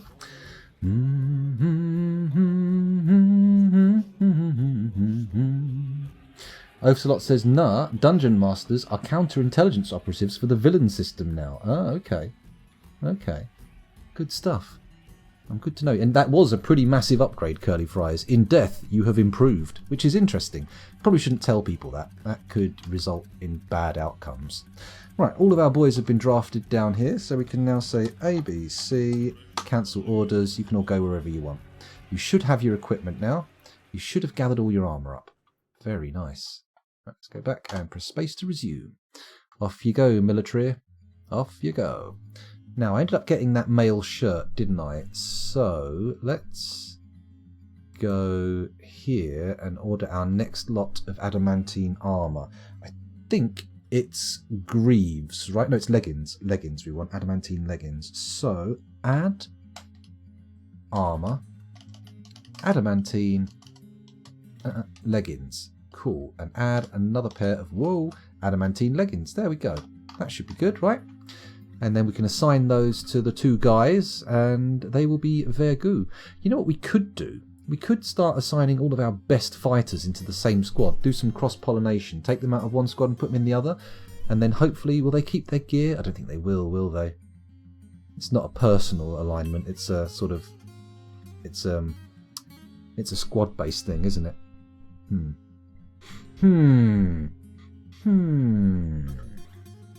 Decisions. Should we do this? Should we actually sort of filter all the good fighters into one squad and hope that the other squads start developing better fighters, or what do we do? Hang on a sec, just getting comfy here. Got to cross the old legs. I'm just going to check my PayPal because I'm thinking of buying a new game. I'm tempted, but I'm not entirely sure if I've got enough to get what I'm looking at. Let me just check. Bear with me, because I kind of want to get that World of Horror game. I'm tempted because it's only about a tenner, but will it leave enough for another big game to be got? I've got £11. That's all in dollars though, so I have to change it. I could buy World of Horror with just my PayPal cash, and that would be pretty sweet, I think. We'll see. I'm not going to be doing it immediately. Okay, so what's going on here? Are they getting this adamantine work done? It looks like the wafers are going into the workshop, so we should be seeing some leggings soon for our top tier fighty boys to wear. That's good. Very good. Maybe we should open up the gates and try and mince up some goblins. Let's have a little look. How many have we got outside? If I press U, go to others. It's not a lot, is it? 2, 3, 4, 5, 6, 7, 8, 9, 10, 11, 12, 13, 14, 15, 16, 17, 18, 19, 20, 21, 22, 23, 24. 24 goblins. I feel like we could actually kill all of them just with the traps we've got set up, right? We don't even need to put the military in, do we? Then again, we don't even need to kill the goblins. We could just wait for them to piss off. I mean, they're dangerous if we actually fight them, but if we just leave them outside, they'll get bored and go away, won't they? Let's have a look, see where they are. Where are our gobbo friends? Others, there's a goblin. Zoom to them. Oh, playing about in the river, apparently. Well, hopefully they'll slip in and drown. That'd be good, wouldn't it? Be lovely. Drowned goblins. Drowned goblins. What a lovely thing. Not going to lie, I completely forgot about the siege. I know, so did I. I completely forgot about it entirely. Butternut Squash says, make sure you have a hard look at your Steam library before you buy a game. That's a good point. I must look at my Steam library. I'm getting silly buying more games. I've got games I need to play. Then again, they're not all streamers. I feel like I want to give Graveyard Keeper a good go. I got donated that a little while ago, but it's just, you know, is it a streamer? Is it a game that I can stream and have people watch? I'm not sure. I started playing it, and it seems like a slightly more convoluted and fun version of Stardew Valley, which of course I did enjoy, but it gets a little repetitive. Everybody's mad hot for fucking Animal Crossing, and I'm not sure why. I've played Animal Crossing on the GameCube and thought, oh, this is an interesting diversion for, like, you know, a few days, and then after that you forget about it. It just doesn't seem that good. Maybe I'm a fool. Maybe I'm a fool. It has been a very tame siege, mainly because we've ignored it. We just walked inside, closed the doors and went, oh, you're sieging us, are you? Oh well, never mind. It's not really a problem. We'll be fine. Don't you worry. You just hang around out there until you get bored. Let's go and place some memorial slabs. I'm pretty sure we're going to have some ghosts soon if I don't. Build Alt-S slab. Here we go. Badonk. Press X to see where the memorials are. Oh, they're nearly all memorials. Bloody hell. Alt-S slab X memorial. Alt-S slab X memorial. Is there any other use for a slab other than as a memorial, I wonder? Can you do anything with them that isn't for like carving memorials on? Because I've never heard of it. I've never discovered a use for them beyond memorialising the dead and getting rid of ghosties. Here we go, that's all our memorials done. Fingers crossed that will dismiss any ghosts that we have knocking around, which I don't think we have any of. I think we've got rid of those. Never saw the appeal to Animal Crossing or Stardew Valley myself. Stardew Valley more so than Animal Crossing. Animal Crossing is very sort of like play for a few minutes each day and then come back the next day, blah blah blah, do little bits here and there. Whereas Stardew Valley you can actually binge and power through. But you know, there's only so far it goes before it gets a little bit repetitive. Graveyard Keeper seems to have a few more mechanics in there to make things a bit more interesting. Memorial slabs can be used to detect biters. Oh, interesting. So, like, if you put... Oh, of course, because it'll have their real name on, won't it? But then again, they have to die first, surely. Ah, they can reveal who killed them. I getcha. That makes sense. That makes more sense that you would use the slab from a victim rather than the perpetrator. Good idea. Well done. I say good idea. You probably didn't have that idea yourself, but whatever. Whatever. Good call. We've got no pigtail seeds. Shit, what happened there? Oh. That's a bit disappointing. Alright, then grow some cave wheat instead. Fuck. Oh dear. Curly Fries says, I've seen a lot of Overwatch streamers play Stardew Valley in between matches in the queue times, but that's about it. Intriguing. Intriguing. We've got a starving gem setter and a dehydrating gem setter. Why? Is it because you're in a mood, Mr. Gems? Mr. Gemstone? I wonder. I wonder. They're bringing a lot of silt back up from the caverns, aren't they? They're very keen for that kind of thing. I've just realised we haven't set this up as a proper... Or have we? Is it a barracks? It is a barracks for the carnal gates, but it doesn't have the food and armour stockpiles required, does it? So, let's put a food stockpile in there. P, F for food, bosh. Bung it in the corner over here. Badonk, kadonk, there we go. And then another one just below. Yeah, I know what you're thinking. That's crazy, scoundrel. Why two? One for food, one for drink. So let's click that one. Ah, fuck. Just made a massive food stockpile. Ah, shit. Shit, shit, shit. Bum, bum, bum. Poo, poo, poo. Other fecal-related words. I think I've also removed the food stockpile from the epoxy thing there, haven't I? I have to put those back in. Arse candles. So, PF. Right, let's put two stockpiles in. We're going to have one here and then one here. Lovely. And then we're going to do one in this corner here. Dosh. And then one separated from a square like that. Bang. in here I'm going to say special settings, food. Let's have prepared food, please. Just prepared food. And I'm going to say forbid everything else because otherwise they'll put all sorts of crap in there. There we go. So it's just prepared food. And then this one here is for booze. So S, food, forbid meat, forbid fish, unprepared fish, eggs, plants. You want drinks, that's fine. And then get rid of all this.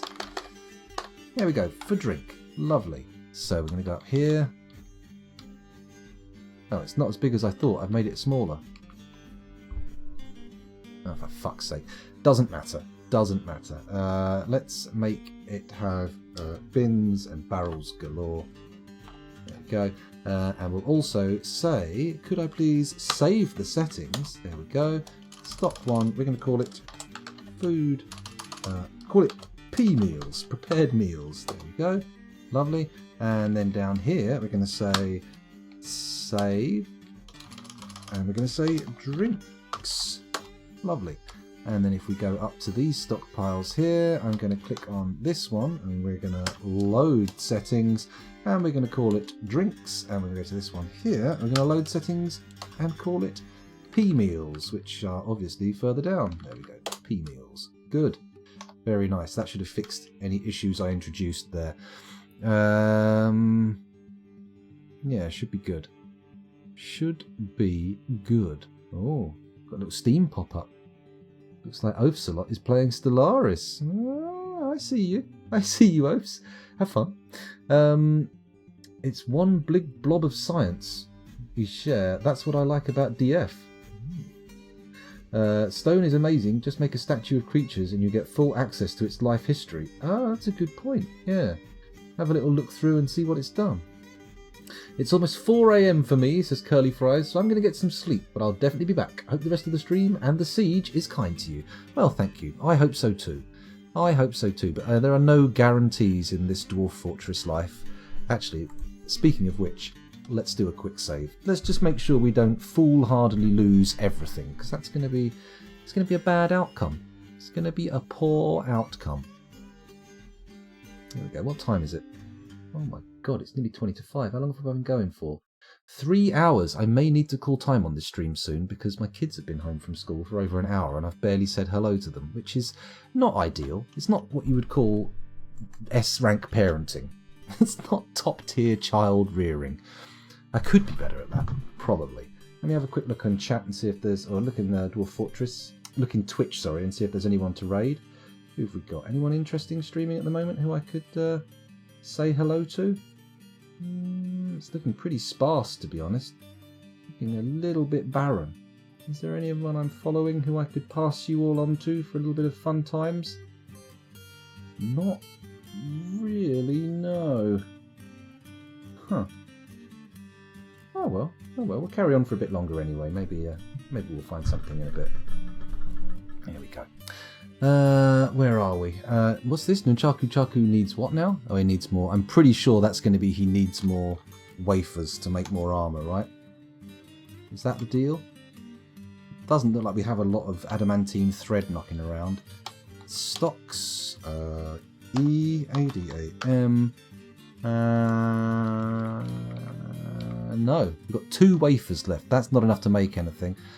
But we have got some stuff going. Look, stop melting that fucking adamantine sword. Okay, I know what we're doing wrong here. If I go into here, I should be able to forbid adamantine from it, because I think that's what's happening. Weapons, metal, no steel. I have forbidden adamantine. Question mark? Armour? Have I also forbidden adamantine in the armour? Yes, that's weird. What other melt stockpiles have I got then? This one doesn't take anything, does it? This one shouldn't take adamantine stuff. It should only take menacing spikes.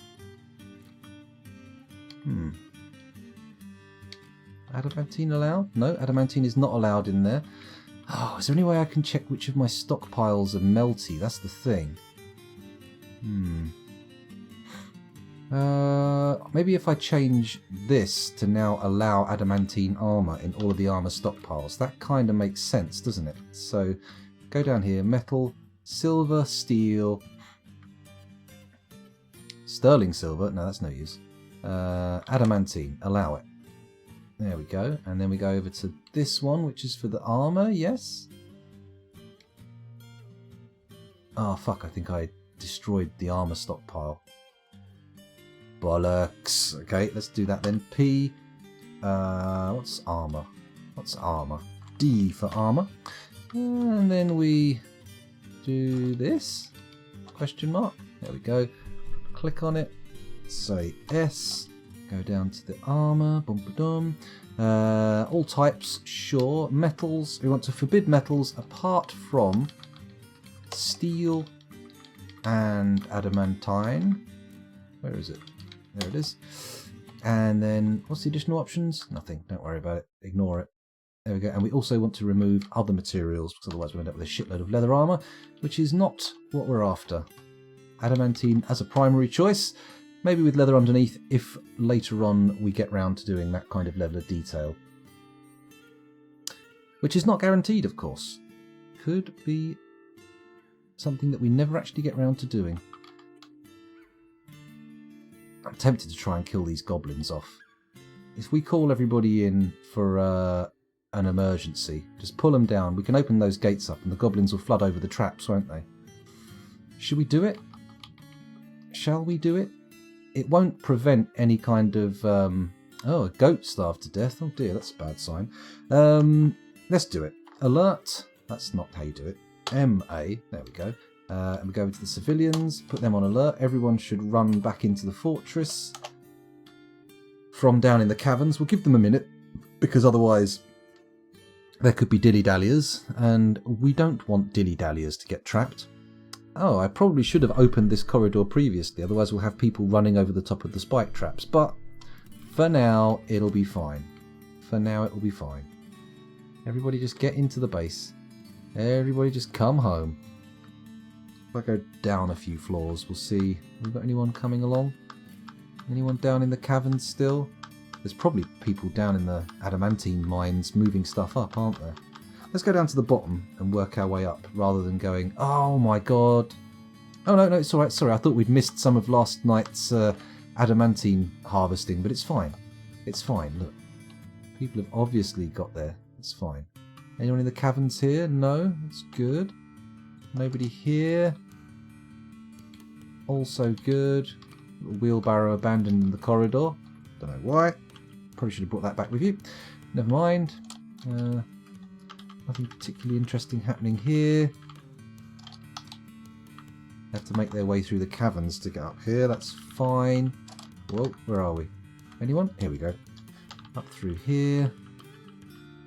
Oh, there's a miner. Okay, we've got to wait for this lad. He looks like he's probably the final miner. Da-da-da-da. Da-da-da-da-da. Rovod the miner. Let's follow him. And once he's in, we should be good. Come on, Rovod. You're a bit slow. What's the deal with your slowness? You got some kind of injury? Some kind of persistent wound impeding your progress? What goes on? Why so slow? Could it be the fact that we're under a 19 frame a second limit? I think it could be.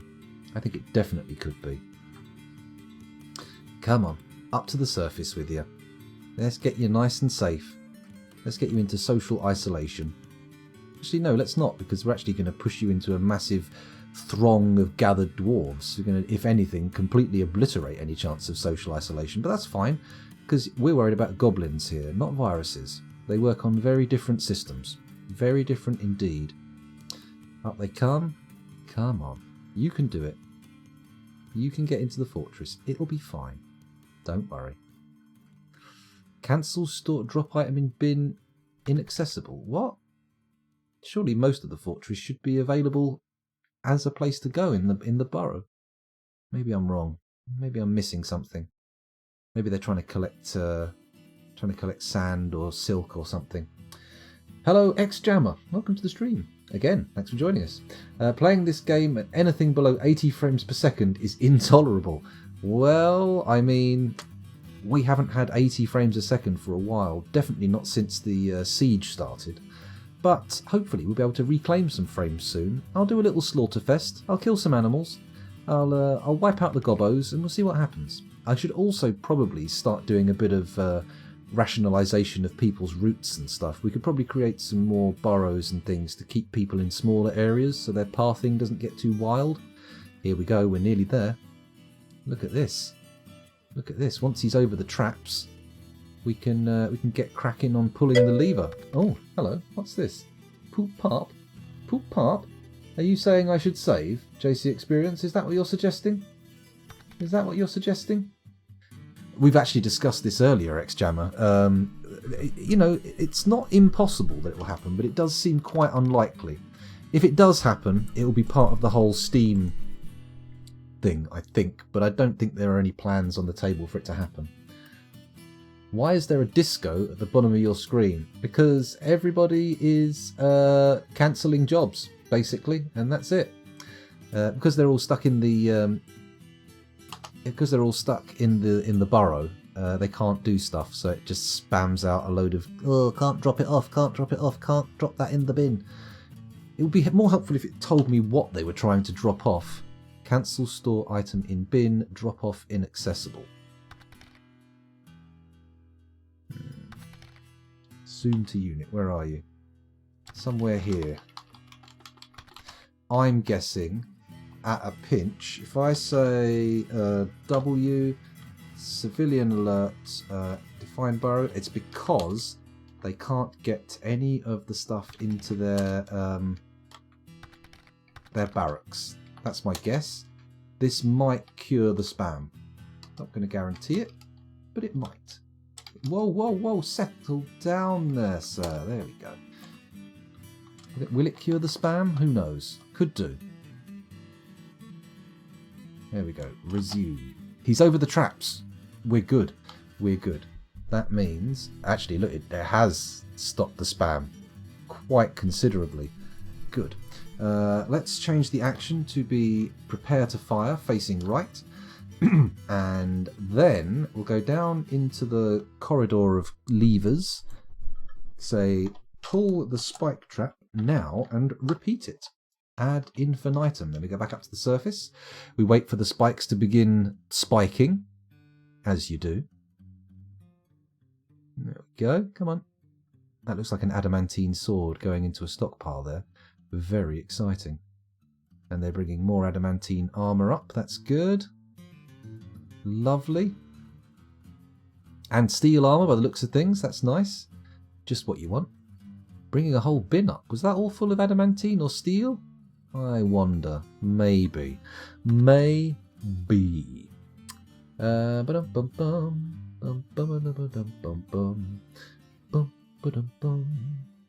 It's not written with multi-threading in mind, and to do so would require a ground-up rewrite. I mean, yes, it would, but is that necessarily utterly undoable?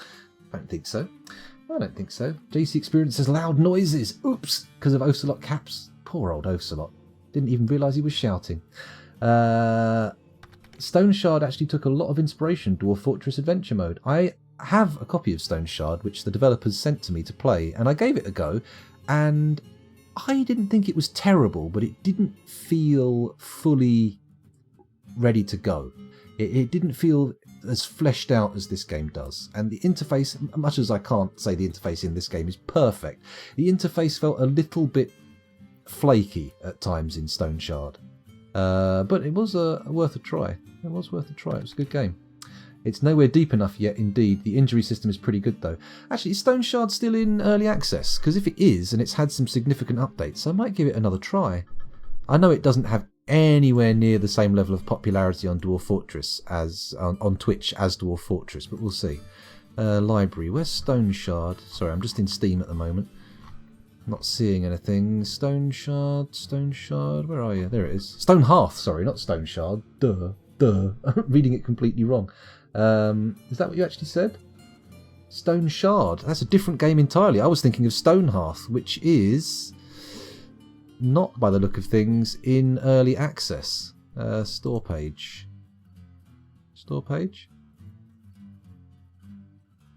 already in my Steam library, doesn't seem to be in early access, which is a shame because a little bit more work on that and it could have been a much better game. But oh well.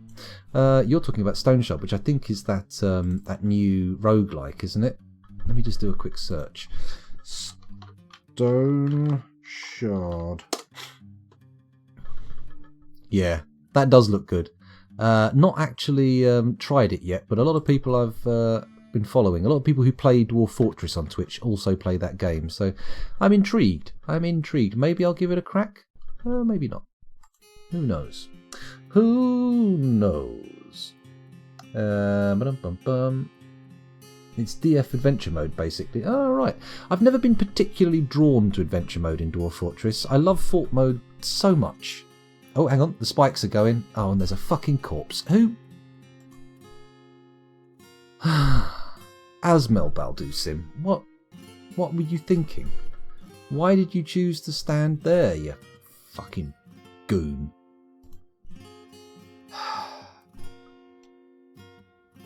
It's fine. It's fine. Everybody can stay where they are. We'll just open the gates and we'll see how the gobbos get affected, shall we? We've got someone stationed on the ballista. There should be plenty of ammo for it. Apparently they've chosen not to put it nearby, which is a bit disappointing. How many idlers have we got? 30 odd. Surely someone could bring up some freaking ammo for that thing. Let's go down the floor and decommission this stockpile for ammo. We don't need it. PX. There we go. Could actually change this room. It doesn't have to be for siege weapon training anymore, does it? Right, that should make the idler level drop. Not really. It's gone down by... Oh, hang on. No, it's going down 32, 31.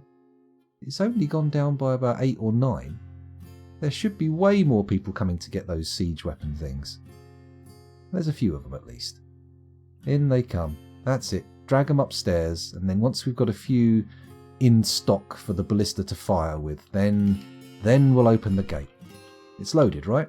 Yeah, it's loaded. It's good. You gonna bring up some ballista bolts for me, guys? Pop them in the stockpile. That'd be ideal. He wanted to be run through by the shiny green glass spike. He must have had some weird compulsion to go into the trap corridor. Or maybe he was already there and we just didn't realise, and the moving of the spikes has drawn my attention to the corpse that's been in there for ages. That's equally possible. Butternut Squash says, I like adventure mode. Something about choosing exactly which body part you want to strike is a lot of fun. That does, when you've got a really powerful wrestling character, it does look like you can do quite a bit there. Caves of Khud is one heck of an interesting roguelike. There are a few good-looking games out there. I say good-looking. A few interesting games out there that really are piquing my interest. But I must say the number one game in the roguelike area that I'm thinking about at the moment is Cataclysm Dark Days Ahead, which maybe I'll give a go to in the future. But as I said with the other game, it's nowhere near as popular on Twitch to stream. So for now, I'm going to stick with Dwarf Fortress and the odd, more graphically demanding game. But we'll see. We'll know. Did you permit lead warhammers? No. I don't think in this game I can actually make lead warhammers. I haven't got the actual doohickey for it. Is that a Masterwork mod thing? Because I'm fairly sure the heaviest hammers I can make are silver. Because we have gone through quite a lot of effort faffing around trying to make sure we can. Oh, here we go. Let's open up the outer gate and let the goblins in. Oh, look at that. The fucking siege is pissed off. Are you for real, you little goblin shits? Oh, fuck you, gobbos. Good grief. Oh well, let's go down to the lever room and stop pulling the lever for the traps. Add... sorry, no, cancel. Cancel. Don't pull it anymore. There we go. And we may as well open the external gate. Why not? Add pull. Now... And then we can remove the alert, because there's no point keeping everybody indoors anymore. The goblins have gone, as they do every time they turn up, and I decide I'm going to finally open the gates and let them get killed by our traps. Very disappointing. Let's do a reclaim on this lad's body. DBC, that's reclaim, isn't it? Doesn't look like anything in there's forbidden. Oh, hang on, there is. Wait a minute. DBC. see. There's a bit here in the weapon trap that's forbidden. Let's get that. Also, this stuff on the bridge. Don't know why that's forbidden. There's a forbidden mug down here. Seems weird. There's also a forbidden doohickey down here. What is all this forbidden shit? Presumably this is all where I've set the alert and they've just dropped what they're using for a task and automatically had it set as forbidden, right? Or is it not? Maybe I am misinterpreting the events. Maybe I'm misreading what's going on here. It won't be the first time. We definitely don't need you on alert anymore, Zolban, so if you wouldn't mind, just don't worry about it. It's fine. Looks like somebody's come to retrieve that guy's freshly spiked corpse. Good. You don't want it being stuck in there. That would be a disappointing adornment for our corridor. Oh, no, sorry, he's just gone straight past. He gives not a hoot about the corpse in the corridor. Corridor corpses, just normal. That's what he reckons. We should probably open the track bypass lever as well, shouldn't we? Let's go down to tier 2. Where's the sieve gate? That's inner gate. Don't want to do that one. Outer gate. Sieve gate. Add, pull, now. There we go. And that should prevent people unnecessarily pathing over the trap corridor, because we want them to go through here. That would be nice. Oh, they found a dead leather worker. I'm presuming that's the guy in the corridor. Ilral? I think that was him, wasn't it? Yeah, it makes sense.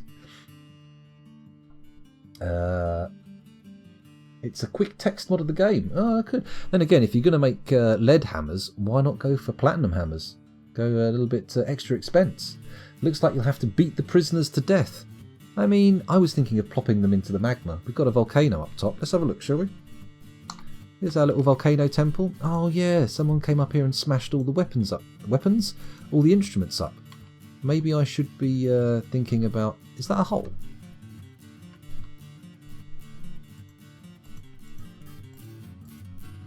It's just some hazelnuts. As you do. I mean, why would you put hazelnuts anywhere except in your volcano temple, right? Hello, Dragon Miners for the win. Welcome to the stream again. Thanks for joining us. It takes longer for your miners to walk home than it takes for the gobos to make a round trip to your fortress. Probably true. Probably true, I would guess. Have you considered outer crossbow towers for some live practice during sieges? Now, it's funny you should say that. I did actually build... Oh, question mark. Why have we skipped over here? What's... Oh, a mechanic has been possessed. Interesting. Okay, well, we will check the mechanic in a moment, but while we're here, I've got this little fortification built with ballistas in, before I realised ballistas were a bit shit for using anywhere but a corridor. So, this could be repurposed for Mark's dwarves, actually. That's not a bad idea. I should have thought of that myself, actually. Hello, Dragon Miners for the win. Again, hello, and happy St. Patrick's Day to you too. Is it today? Oh no, of course, I went to sleep after midnight, so yeah, okay. Is it possible for the volcano to erupt? Not under ordinary circumstances, no. But if you abandon a map and then reclaim it, there is a bug that makes the volcano magma level change, which appears, to all intents and purposes, to be an eruption. But technically it's not actually an eruption. Aren't there catapults in the game? Could switch to those. There are, but I can't use them through fortifications, which is...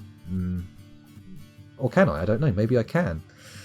But if we put Mark's dwarves in here, that would probably work a lot better, wouldn't it? That would probably make a lot more sense. Then again, I've never got Mark's dwarves to work properly. It's always been a little bit flaky. I get them all the right stuff. I give them the place to train their Mark's dwarf skill. They actually shoot the targets. They collect the bolts. They do everything right. And then the second an enemy turns up, they charge in with their crossbows and beat them round the head with it. Oh, the guy claimed a workshop. Shit, I forgot about him. Let's watch him. Let's see what he gets up to. F? Yeah, let's do it.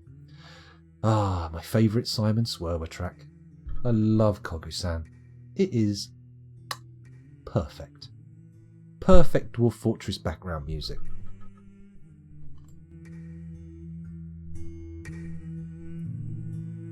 Good for watching somebody do their little mood.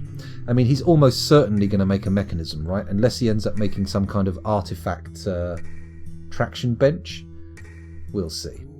We shall see. Come on, guy, move quicker. While we're here, let's do some butchery orders to see if we can free up some frames with animals. We don't have a whole... Shit, we don't have a whole lot of stuff. What the fuck? Question mark? Whoops, OBS has crashed. Would you like to copy the crash log to the clipboard? Crash log will still be saved to the folder directory. OBS looks like it's still working. Can you hear me? Am I still live or have I crashed? OBS did not crash. Well, that's weird. I've got a pop-up that says it has. I'm going to ignore it because the second I press yes or no, it's going to actually crash, isn't it? What I should do, though, is stop recording for YouTube because I've now done another 3.5 hour recording. Oh, sorry, 3 and 10 minutes recording, which is way too long. It's going to take forever to upload. Not sure about the latest version, says XJammer, but if you tell the Marksdorfs to station at a specific location, he will act as a machine gun post. That's not how I've experienced it. They tend to run in, but maybe I'm missing something there. Maybe I've done it slightly differently. What is a naked mole dog? It's a real thing. Give it a Google. It's like a hairless mole thing. Looks a bit like a dog. Apparently they're very resistant to cancer. It's an interesting fact about them. Not too bad. It could be used to make a really nice lever. That's true. A good artifact mechanism can be very useful. Toady says still here. JC Experience says sure can. A dog that got shaved at a vet. No. It's an actual creature. There may be a bug with not using training arrows for combat and thinking they have no ammo. Ah, okay. Oh, naked mole rats. Okay, you're right. Yeah, naked mole rats, not mole dogs. Oh, that's a good point. Maybe we should check it out. Let's kill this baby llama. We don't need it. We only need a couple of grazers to... why do people keep taking fucking pets? Stop it. Oh, don't kill the dog. We need that. That llama seems to be the only thing we've got left grazing on the sand, so we'll keep that. Let's get rid of the gobblers. We don't need gobblers. Gobbler, there we go. Do we need ganders? We don't need ganders. We've got geese. Hens, fine. Ah, Christ. So much problem. So much problem. There we go. Let's follow this guy's mood, and then maybe we'll call time on the stream after that, because it is getting a little late.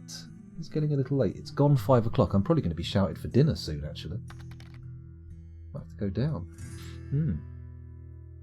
Yes, don't use wood/bone arrows. Use live ammo for crossbow training. If you trench in front of the target, the bolts will fall 1 level down and would be collectible.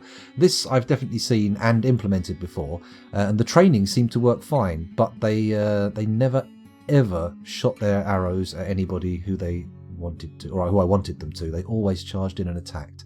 So we'll see how it pans out. We'll see how it works out. Come on, mate. It can't take that long to get this stone into your workshop, can it? Obviously it can. Obviously I'm being wildly too optimistic here. Come on. Come on. Get back to your workshop. Show us your legendary artifact, and then when we've done that, I'm gonna end the stream, I think. Once we've seen what gets made. Please don't crash before it happens, though. Oh, for God's sake, please don't crash. As soon as he claims the work, as soon as he starts working, I'm gonna do a quick save to make sure we don't lose any progress. Fingers crossed. Fingers crossed it all works out. Excuse me. Oh dear. I always feel all right in the morning, and then by the evening I'm like, falling apart. Where are you going, mate? Oh, he's getting gems. That's fine. For a second I thought he was trying to use a jeweller's workshop, when clearly he's a mechanic. Ah, there we go. He's begun his construction. Let's do the quick save. Spellcasting. QUICKSAVE. Quick save. Come on. Finish your quick save. Hurry, hurry.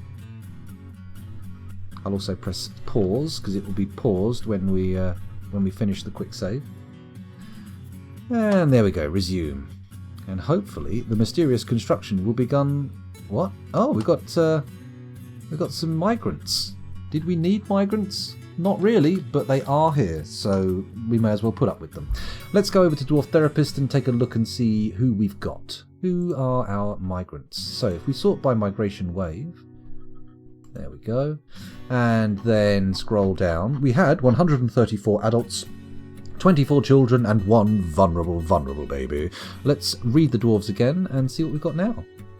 139 adults, 24 children, and 1 vulnerable baby. That means 8 people arrived, one of whom is a talented axeman. Hopefully that means the use of an actual axe for the purpose of fighting, rather than a skilled guitarist, because that would be less useful. Let's have a little look down here. Anyone got any interesting skills? We get a lot of medical dwarves arriving. This place must have a reputation just because it has the only working hospital in the world, I guess.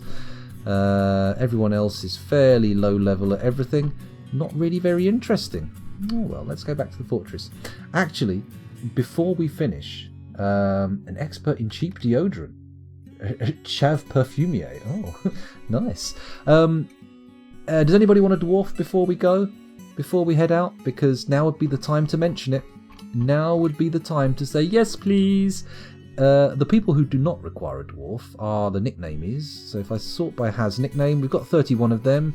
We've got Orcomedes, a Raindog 2, Adusir, Beardster, Bergendurf, Bowen Black, Buttermut Squash, Catsan, Curly Fries, Dragonman B, Druid's Mead, Arian, Elof Heater, Fuzzy Logic 0, Garnbergian, Guy Incognito, Ikatarak, JC Experience, Clay Cree, Corlinger, Mr. Bazooka, NATO Christian, Nunchaku Chaku, Ocelot, Plutonium Jesus, Rando 303, Sanctum Spirit Stone, Shizu, Tidy, and Weirus. I mean, if you're not on that list, put your hand up in chat and say what you want. Go for it.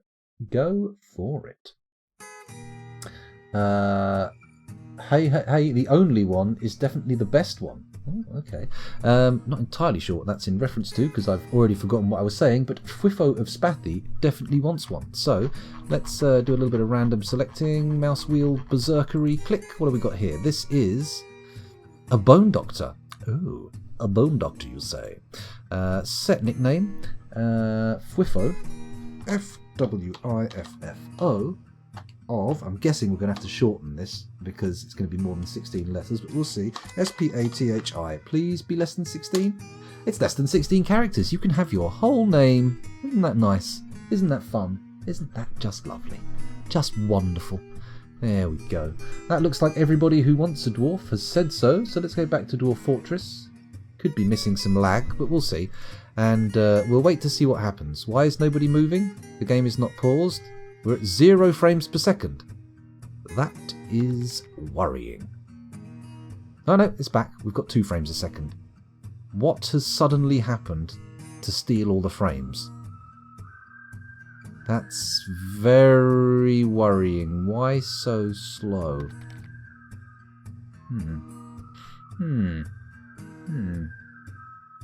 Ah, the world's only working hospital. That's a good point. Yes, now I understand. Context is clear. I should be a coward, so a doctor sounds probably great. That's right. You can stay in the hospital looking after the people who have been wounded, rather than charging into combat. Maybe OBS is crashing. That could be it, to be honest. We have lost quite a few frames. Tell you what, maybe because it's suddenly ground to a halt for apparently no reason, what we'll do is we'll do a quick save again, just to be sure. Oh, hello. Oh, frame rate going up again. 11, 12, 15. Stopping again. Okay, we've got a degree of stuff. Let's do the quick save. And fingers crossed everything will be okay. I'm going to close Dwarf Therapist in the hope that it works. Will it work? Maybe. Oh my god, Calculon the Silicon Colossus has arrived. Beware its greedy lag. I'm guessing that could be it. Something has happened in my computer that's... Whoa! How many frames? Oh, it's paused. Okay, let's unpause it and watch the frame rate plummet again.